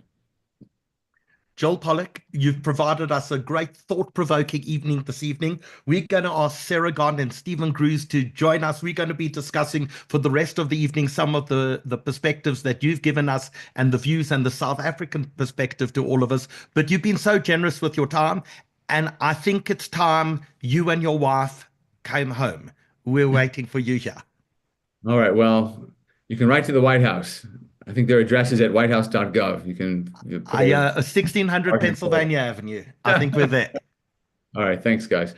Thanks, Joel. Thank you so much. Appreciate all your time. Thanks. And Sarah, if we can ask you to put on your camera as well. But before we actually launch into the discussion, Dylan, there are people who participate in our webinars who read our newspaper. There are 36,000 people who get our newsletter every week. There are 120,000 people who visit our website. We do an enormous amount for this community. And it's important to have a Jewish voice. And since the 7th of October, having a Jewish voice needs courage. We need that same courage from our community. You please have to support the South African Jewish Report newspaper to continue the webinars, to continue the newspaper. This is no joke. We've got a target. We have to survive, and you have to unfortunately help us. So I want to ask Dylan to please put onto the screen a way for people to donate. For people who are watching us on Zoom as well, we're going to be putting up a poll. If you're willing for us to contact you to make a donation, please click yes if you're on YouTube. I see there's some people that say no. Well, please feel free to log off. But we believe that the service that we provide to the community is so crucial that we would love to have you as part of this journey, because without you, at 350,000 Rand print and distribution costs a month, without paying a single journalist, without paying an editor, without paying a fact checker, this is an unsustainable model. And if you want the only voices on Israel and the Jewish people to be the rancid, torrid rantings of the Daily Maverick, or the News 24, who fired Howard Feldman because they couldn't bear to have a Zionist on their staff, or Iqbal Surveys Independent Online, if you want them to be the voice of your community, then do nothing. But we think our community is bold and courageous, and we think you're going to be joining us in this journey as well. And that's why we're asking you, please let us know if you're on Zoom, on the poll that you have in front of you, that we can contact you for a donation. And in another minute, I'm going to ask Dylan to please put up on the screen as well, particularly for those people watching us on Facebook and Zoom as well, to put up where you can scan our bank account details and where you can make a donation as well. So I'm going to leave that up for about another 30 seconds. And in about 30 seconds, Dylan will take down the poll. And at the same time, he's going to put up the donation screen as well. But Stephen, Sarah, some questions if they can contribute from abroad. There are people asking how they contribute. Absolutely, they can contribute from abroad. The poll, the links that Dylan will be posting in the chat section on YouTube, on Facebook, and on Zoom will allow you a wallet doc. You can use your credit card to donate, or just let us know. And absolutely, we would love you to please make a donation, no matter where you are in the world. We believe that these conversations are absolutely crucial. And with that, we're going to leave the screen up for another minute. You can click on the links. But Stephen Cruz, let's start with you. You heard a very interesting perspective. It's a perspective from the right, but it's a perspective that's probably very mainstream within the Republican Party today. What do you think? Yeah, look, Joel is very knowledgeable, very erudite, certainly put his arguments across very strongly. But you're right, and the right at the moment is ascendant in the US. Not only did Donald Trump win by a landslide to get into the White House, but both houses of Congress, the Senate and the House of Representatives, have very thin, but they have Republican majorities. So this kind of thinking is not new. As Joel said, for the last year or two, there have been bills that have been making their way through Congress to thoroughly review the US's relationship with South Africa. One specifically mentioned relations with China, with Russia, with Iran and Hamas. These things are serving as an irritant to the American administration. It's interesting how Trump chose to raise the issue. He didn't really talk about it, but making claims about land being expropriated, the law may make that easier, but it's not fair to say that is being done willy-nilly at the moment. It might happen in the future, and we need to be very vigilant. But I think the sentiment of enough is enough is ascendant in the American political scene. Trump was not very interested in Africa in his first term. We all know the expletives that he used to describe the countries. He was dismissive. One way it came on his radar was because of fighting ISIS and other Islamic terrorist groups on the African continent. But this is not the first tweet like this from Trump. In 2018, very similar ideas came across from him. And it's certainly, as Joel said, shaking the tree or shaking the box. It's provoked all sorts of reactions in South Africa, and it's game on. So, Seragon, the big issue this week appeared to be the issue of the Expropriation Act, recently signed by the president. Walk us through, how dangerous is this act? Has land been expropriated as he suggested, or is it just a threat of expropriation? Why should he and why should we be worried about the act, if at all? I think he wasn't very helpful because a lot of the thrust of what he said was that it affects certain people or certain minorities. And it doesn't. It potentially affects absolutely every South African. It doesn't matter, rural, urban, tribal land, and it's not just land that's at risk. It's property in general. So anything that is owned by a South African or a South African company or organization theoretically can be expropriated. Now, expropriation is not an unusual concept.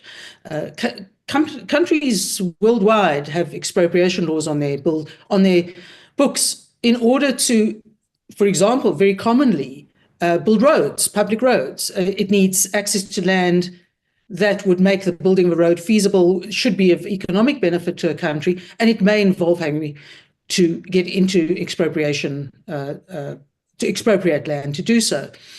But generally, the idea is that you don't do it easily, you don't do it lightly, and you pay fair compensation for that. And the problem with South Africa is that, first of all, the act is vague in exactly what it means by expropriation, for a start. It's not clear, for example, when you're talking about land, whether you're including the buildings on the lands or any improvements made to the land. There's been a tendency, and I think our president did the same thing, was talk about it in land reform terms. It is not per se a land reform measure. It can be used by a government in land reform processes, but land reform processes otherwise are a distinct and separate issue, and to a very large extent, in whether you like the way it's been done or not done, a lot of it has been resolved. And there's a tendency to be romantic about rural land. And in fact, South Africa is now a majority, like most countries in the world, urbanizing society. And it's urban land, it's urban property that people need access to. So it's in itself, it's not an unusual measure, but it's these uncertainties. It's also the fact that, as Joel mentioned, as soon as you're talking about expropriation and you're talking about it in loaded terms and unclear terms, that is a no-no both for local and foreign investors, because you may needn't expropriate the land, but you may decide there are reasons, I'm throwing it out a bit, but reasons why you'd expropriate a factory or a business or a pension fund, etc.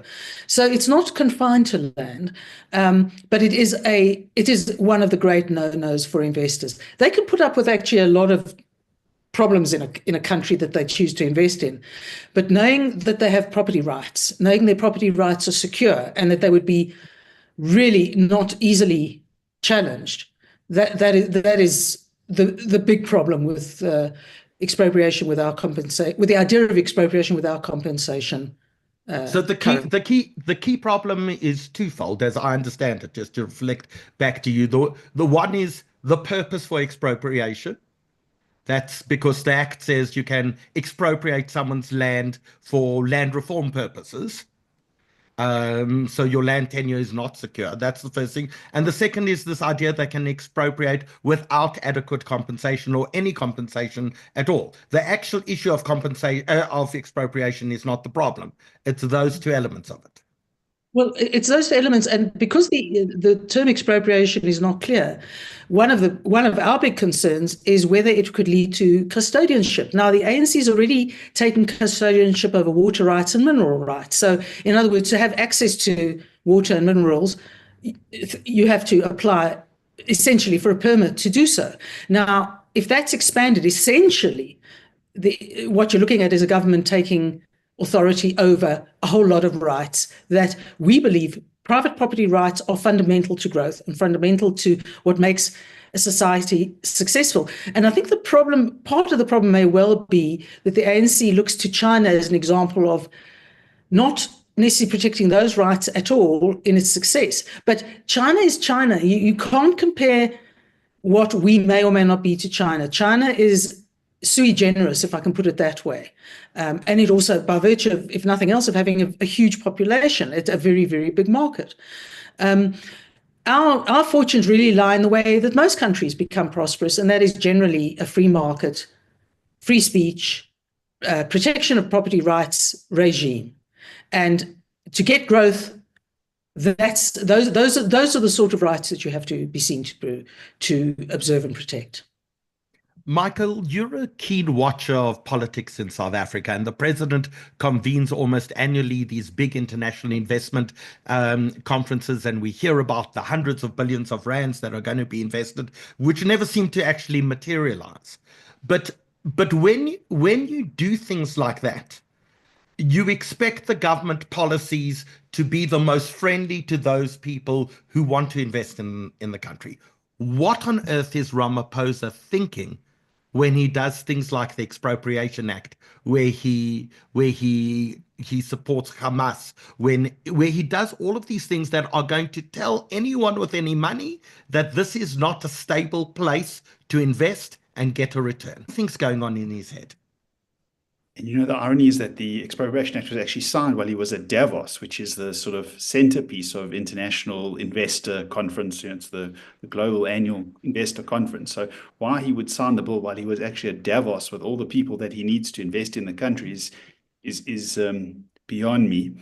I think it is very strange that they say, look, he is pandering. It's internal politics also, that he's got to pander to certain people in his party and outside his party, to the EFF, etc. There is a lot of opposition on the left in the country, and he does need to take those views for internal party political reasons into account. The slogan of expropriation without compensation was Jacob Zuma's key message, and got a lot of support within certain sectors of the ANC and now within MK and the EFF.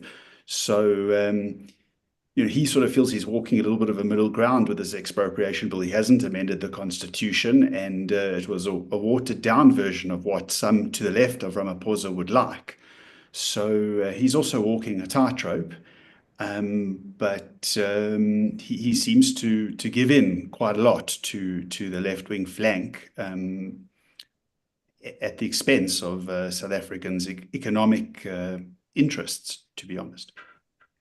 So, Steve, the one question that I asked Joel that maybe the answer surprised me the most, I asked him the question was, if you were to give advice to the South African government, what advice would you give them? And he answered, I would change the nature of the country into a federal state. I wasn't expecting an answer like that. I was expecting something maybe a lot more practical. So I want to give each of our panelists a chance to answer that question in their view. If you were in a position to sit down with the president and say, this is the one piece of advice I have for you in order to improve the country, improve the nation. Steve, let's start with you, and then I'm going to ask Sarah and Michael, what would that one piece of advice be? It's not an easy question. I would say restore hope in the country. I think we've been on a steady downward track. When he came in 2018, he was the non-Zuma, and with all his credentials in the unions and in the negotiations and in business, people thought this was the Messiah. He's proved very disappointing. But I think even in May, there was a bit of a lift that the ANC had slipped below 50%, and that there was a government of national unity, that the government of national unity wasn't struck with the parties on the left, but in fact the sort of centrist, maybe to the right parties, the DA and others. But really, I think, inspire us, give us leadership, give us hope that things can be better. Make the bold choices that you found so difficult, that he just prevaricates and forms a committee on and a commission of inquiry, and we go around and around the same circles again. So be decisive, be bold, and show leadership. Sarah, you've got your time with the president now. Spill your heart. Trust South Africans as individuals. Allow them, give them the space to start businesses, to expand businesses, to create an environment where it's attractive to employ people. And you, in this respect, it means that giving a lot more space to employ people who don't have the skills and who don't have the education to ultimately end up in a really powerful negotiation situation. If you give them space to business to fire people who are not making the grade, it actually encourages business to employ people. And the crucial thing is, if you get people onto the ladder, most people will strive to try and go up that ladder. And so everything is self-fulfilling. The hands of the economy, the state is not best to provide it, and least of all an ANC state which has not trusted business and sees very much as the state being the power behind it. It's not where the power lies. The power should be in the hands of the people. Give us a space, let them do it, and grow the economy. Okay, Mike? I agree with Sarah quite a lot, actually. I think that we've got to back business to grow. South Africans are very innovative. We've got great minds. Joel actually mentioned it, Elon Musk. To think of the people that have come out of South Africa is quite amazing, both inside the country and internationally.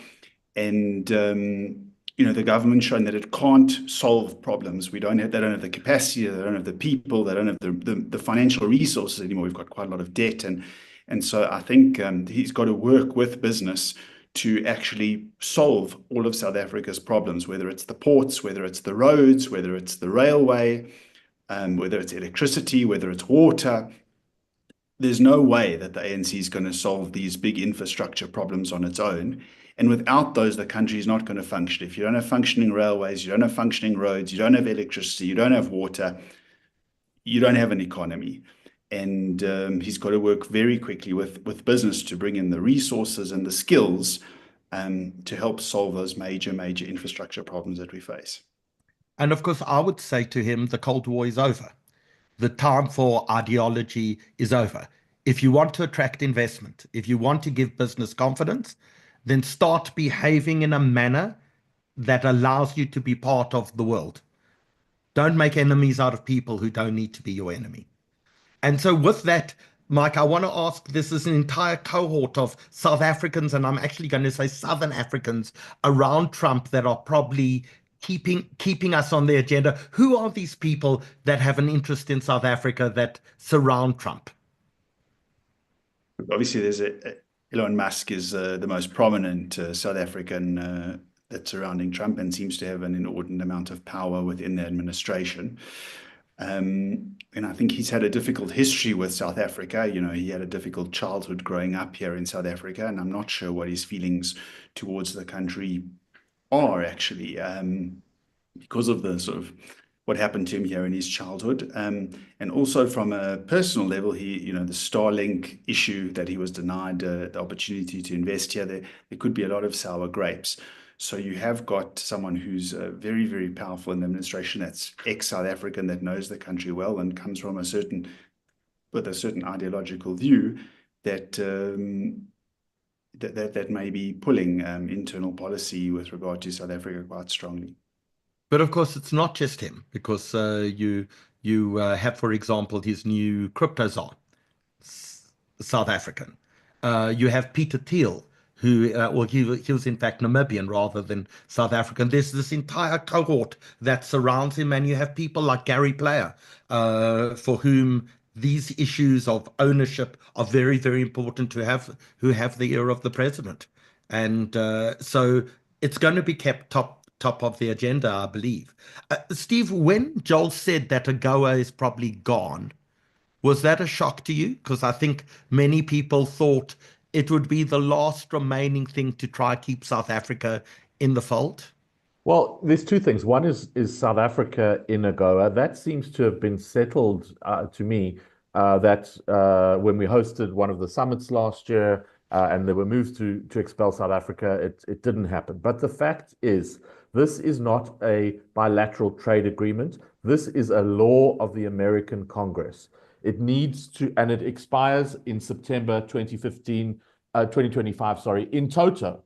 If it's not extended by Congress, everybody, those 33 countries that are beneficiaries of this, will have to find another arrangement. We know that Trump is transactional. That's the, you give me something that I give you. Why should we be giving you guys access to your markets if we don't have to our markets if we don't have access to yours? You got to give a little to get a little. He, made the quid pro quo phrase very famous before Ukraine was invaded and when in his first term. So there's got to be a deal somewhere. But the automatic rollover of AGOA, which has existed since the year 2000, so it's also like PEPFAR, 25 years old from the Bush George W. Bush era. Is not guaranteed. And again, the comments I made earlier is that the Republicans have a razor thin but a majority in both houses. And this sort of what Joel was saying is Americans are asking, where are our tax dollars going? I mean, this is not an aid program. It's a market access law that is in the American Congress, and they tried to push it through before the start of the Trump term, and for various reasons, also the money that was going to go to the borders, and there's a lot of horse trading in American politics. It didn't make it through. I think African countries are petrified. Sarah, what do you think the impact will be on South Africa should South Africa either be booted out of AGOA or AGOA in its entirety be cancelled? There seem to be different views on how valuable AGOA is or is not to the South African economy. But irrespective of what view you take on it, it's the message that the Americans are sending. And it's a bit like if South Africa actually the South African government has to express a measure of humility and understand that everything in this world is about interests. All your foreign policy must be about interests, and our interests are not likely to be best served by the tyrants, by the non-democracies. So it's accepting that South Africa is not as important as the ANC feels it is. It's got to ditch old views. It's got to ditch a sense of romanticism. It's got to become more pragmatic. And it's a bit like, a cheeky, let me use an analogy, a cheeky employee, contradicting a powerful boss at the wrong time. The boss is the boss. And let's be honest, we just don't have the power to treat America as an equal. They're not. And we're not the only country that does it. But we certainly don't, because so little of what is being done and would appeal to an administration like Trump's and a person like Trump. And as Stephen said, it's the American taxpayers' money at the end of the day, and it's something I think the government doesn't sufficiently appreciate about what it does with our money. It doesn't make our money. It isn't the government's money. It's tax money. It's the money that should be going to the benefit of the people of South Africa as far as our taxation goes. So the same is going to apply to America, and America has the power and the size to make the choices. We don't. So, Steve, there were three things that happened in the last kind of 24 hours. The one is that Cyril Ramaphosa clearly wanted to talk to Donald Trump, and clearly Trump was not willing to talk to him. And that's why he landed up at Elon Musk. Is there a sign in that, number one? Number two, Ronald Lamola says we're going to talk to the Americans as equals, but Sarah's saying to us, this isn't a relationship of equals. We have to realize who holds the power in this relationship.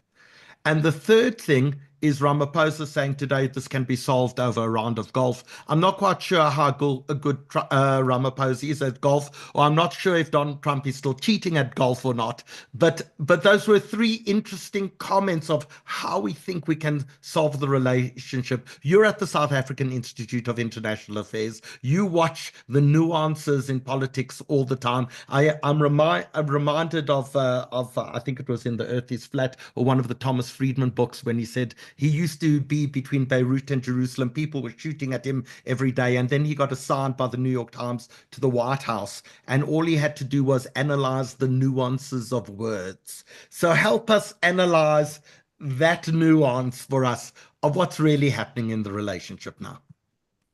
Yeah, I mean, I think South Africa has not accepted that we are not as important as we once were. Or that we think we are. I mean, I think being palmed off to Elon Musk is a sign of Musk's influence and power. I think Trump, we know, can be petty and can be vindictive, and he just doesn't want to afford South Africa the opportunity to have these conversations that everybody seems so desperate to have, and so convinced that if we tell our story, everything's going to be okay. I mean, we saw. Another thing Ramaphosa is very fond of doing is sending delegations to Africa when we have xenophobic violence. We send envoys to Nigeria, and we've sent a few to the US in the last couple of years as well, even before the Trump administration. South Africa is very protective of its foreign policy. Agree with it or not. We assert our sovereignty. And I think that's where Lamola is coming from, that there must be respect in the relationship, there must be tolerance and listening, of course, unless you're dealing with Israel, then that's a totally different matter. Yeah, a round of golf is perhaps long overdue, I would say, but it depends who has the better handicap. And I think we know who that is. We're going to come around for one last round of questions. Let me tell you what the question is, so you'll have a moment to think about it. I've been getting News 24 notifications the entire time about what's happened at the State of the Nation address. Haven't really had a chance to look at them. I want to give you guys an opportunity to maybe pick up one thing from the State of the Nation address that maybe you want to address or comment on this evening. But before we do that, I want to talk about the fact that at the start of this, I said we need to learn to listen to each other. And throughout the evening, we were trolled by a failed journalist, failed comedian, moron who thought that he should use this opportunity to post things continuously on the chat. But you know something, that was his right. I hope by him tuning in, he actually listened and learned. And if he wasn't able to do that, that is his great misfortune. But we're not going to shut down our discussion because some moronic failed troll wants to troll us. He should be here to learn, as all of us have been here to learn as well. And that's why, despite the hundreds of messages I received to say, please turn off the comments, please shut him down, he's entitled to opinion. And I think the amazing thing is, he saw tonight of the thousands and thousands of people watching, none of them agreed with him. If that doesn't tell him a story, then nothing else will. Just before we come on to our final round of questions that we're going to be posing to people, I want you, if you haven't had a chance yet, to donate to the Jewish Report. If you're able to do so, if you want to keep the voice of the Jewish Report alive in an enormously hostile environment where we see media and government trying to shut down the voices that our community has and that many people of normal South African society, other than the political elite, have, then you have to try keep the Jewish Report alive. And to do that, we ask you to be bold and courageous and to make a donation to the Jewish Report. So Dylan, please put on the screen two things. If you're on Zoom, there's a donation poll. If you want us to contact you for a donation and you haven't yet done so, please just click yes. But we are also going to be putting up a screen which will have our banking details, which will have a wallet doc, which will have a link that will take you to a Zapper code as well. So we really urge absolutely everyone to watch. We think we add to the conversation in South Africa, and we're willing to speak to absolutely everyone. And when I look at, for example, some of the nonsense that we see in the media, and I'm going to single out much of that media, the Daily Maverick, the editor who actually destroyed the Mail and Guardian is destroying the Daily Maverick as well. They think they can find the one or two anti-Zionist nutcase Jews, and they should be the voice of our community. We will not be silenced by the crazies, and we believe they are the crazies and the insane. This view of the press in South Africa does not represent the world. We are the voice of our community, and we will not be silenced.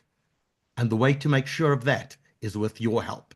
So Dylan, I don't see you putting up that slide. Please, I'm asking you to put up the slide so people can make a donation. If you're watching us on Facebook, on Zoom, or on YouTube tonight, we ask you just to take a moment, and Dylan, please leave that slide up while we move over to comments about the state of the nation this evening.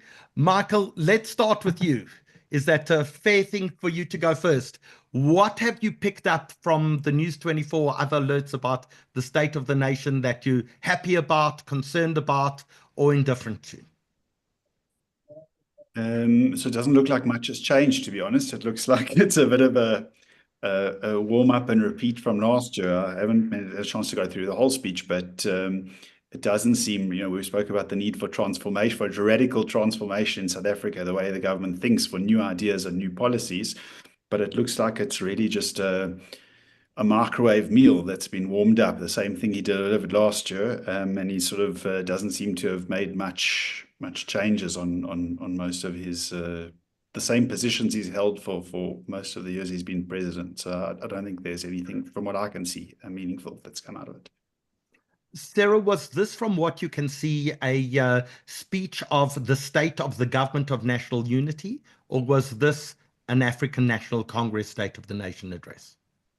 Howard, I'm going to confess that I can no longer multitask on these issues.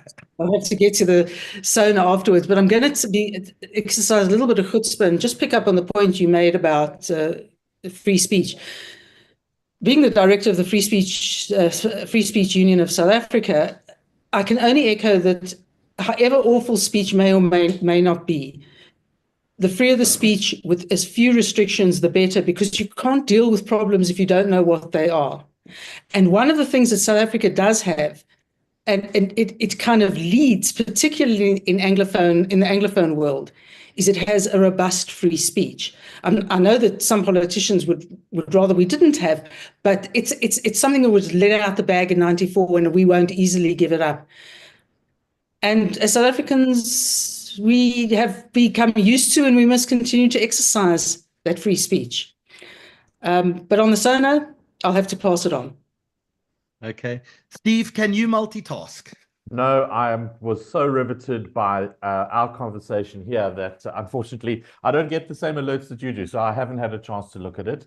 But I'm not expecting seismic movements. I just was reading something this week where Thomas Jefferson said something to the effect of, if he were to have the choice between governments with no newspapers or newspapers with no government, he would choose newspapers. And I can echo that. I'm very proud and privileged to write regularly for the Jewish Report, and I echo Howard's appeal that people should be generous in a time when our voice needs to be heard more than ever. So I have one more question for our audience. People have told us they've joined us from all over the world. It's been remarkable to see how many places. And when we go through the list, we have people who watch us in Mexico and in Panama and in Argentina and Bangkok and Nigeria. It's like amazing that we've built around the world this following. But the one thing we did tonight was during the week, we started at 7 p.m., not at 8 p.m., which we usually do. And I'd love people just in the comment section as well to tell us, is that a good time for you or not? We'd love to know what's the most convenient. We've always presumed that people come home and they see their families and they have dinner, and 8 o'clock kind of is a good time to start, but maybe we're wrong. So we'd love to hear your opinion. Please, if you can just leave us some information in the chat section on Zoom, on Facebook, on YouTube. But I want to thank our remarkable panelists this evening. Michael Kransdorff, we could never have done this without you. I knew you knew Joel, and I called you and I said, can you put us in touch? And within minutes, you put us in touch. And within minutes of that, Joel had responded as well. And I think that's the level of esteem that he holds our community in, and the love that he has for South Africa. I think we cannot misplace the fact that he may have some very strong views about the country and the way we're behaving, but it comes from a position of love. He's born in South Africa. His wife is South Africa. He's married into anti-apartheid royalty. He was an activist in South Africa. He's been involved in South African politics. And his love for South Africa comes through in a way that I think brings us a brand new perspective on the world. So I want to thank everyone who's watched us. I want to thank Michael for helping to set it up. And most importantly, I want to thank Sarah and Steve who've joined us this evening for some amazing insights and perspective. Thank you all. Good night to all of those of you who watched us this evening. It's been just so wonderful to have such a large audience. But I think this is a moment that really is important in our history. I think we're seeing a seismic shift in the relationship between the world's greatest superpower and our own nation. And the more we can understand it, I think the better we are as a nation itself. So thank you for joining us. Our next one that we hope to do is going to be a discussion on whether the government of national unity actually will survive or not. And I think we'll read carefully the text of tonight's State of the Nation address as we answer that question. Good night, everyone. Thank you so much for joining us. Good night, Howard. Thanks, Howard. Thank you, Howard. Thanks, everybody. Thanks, guys.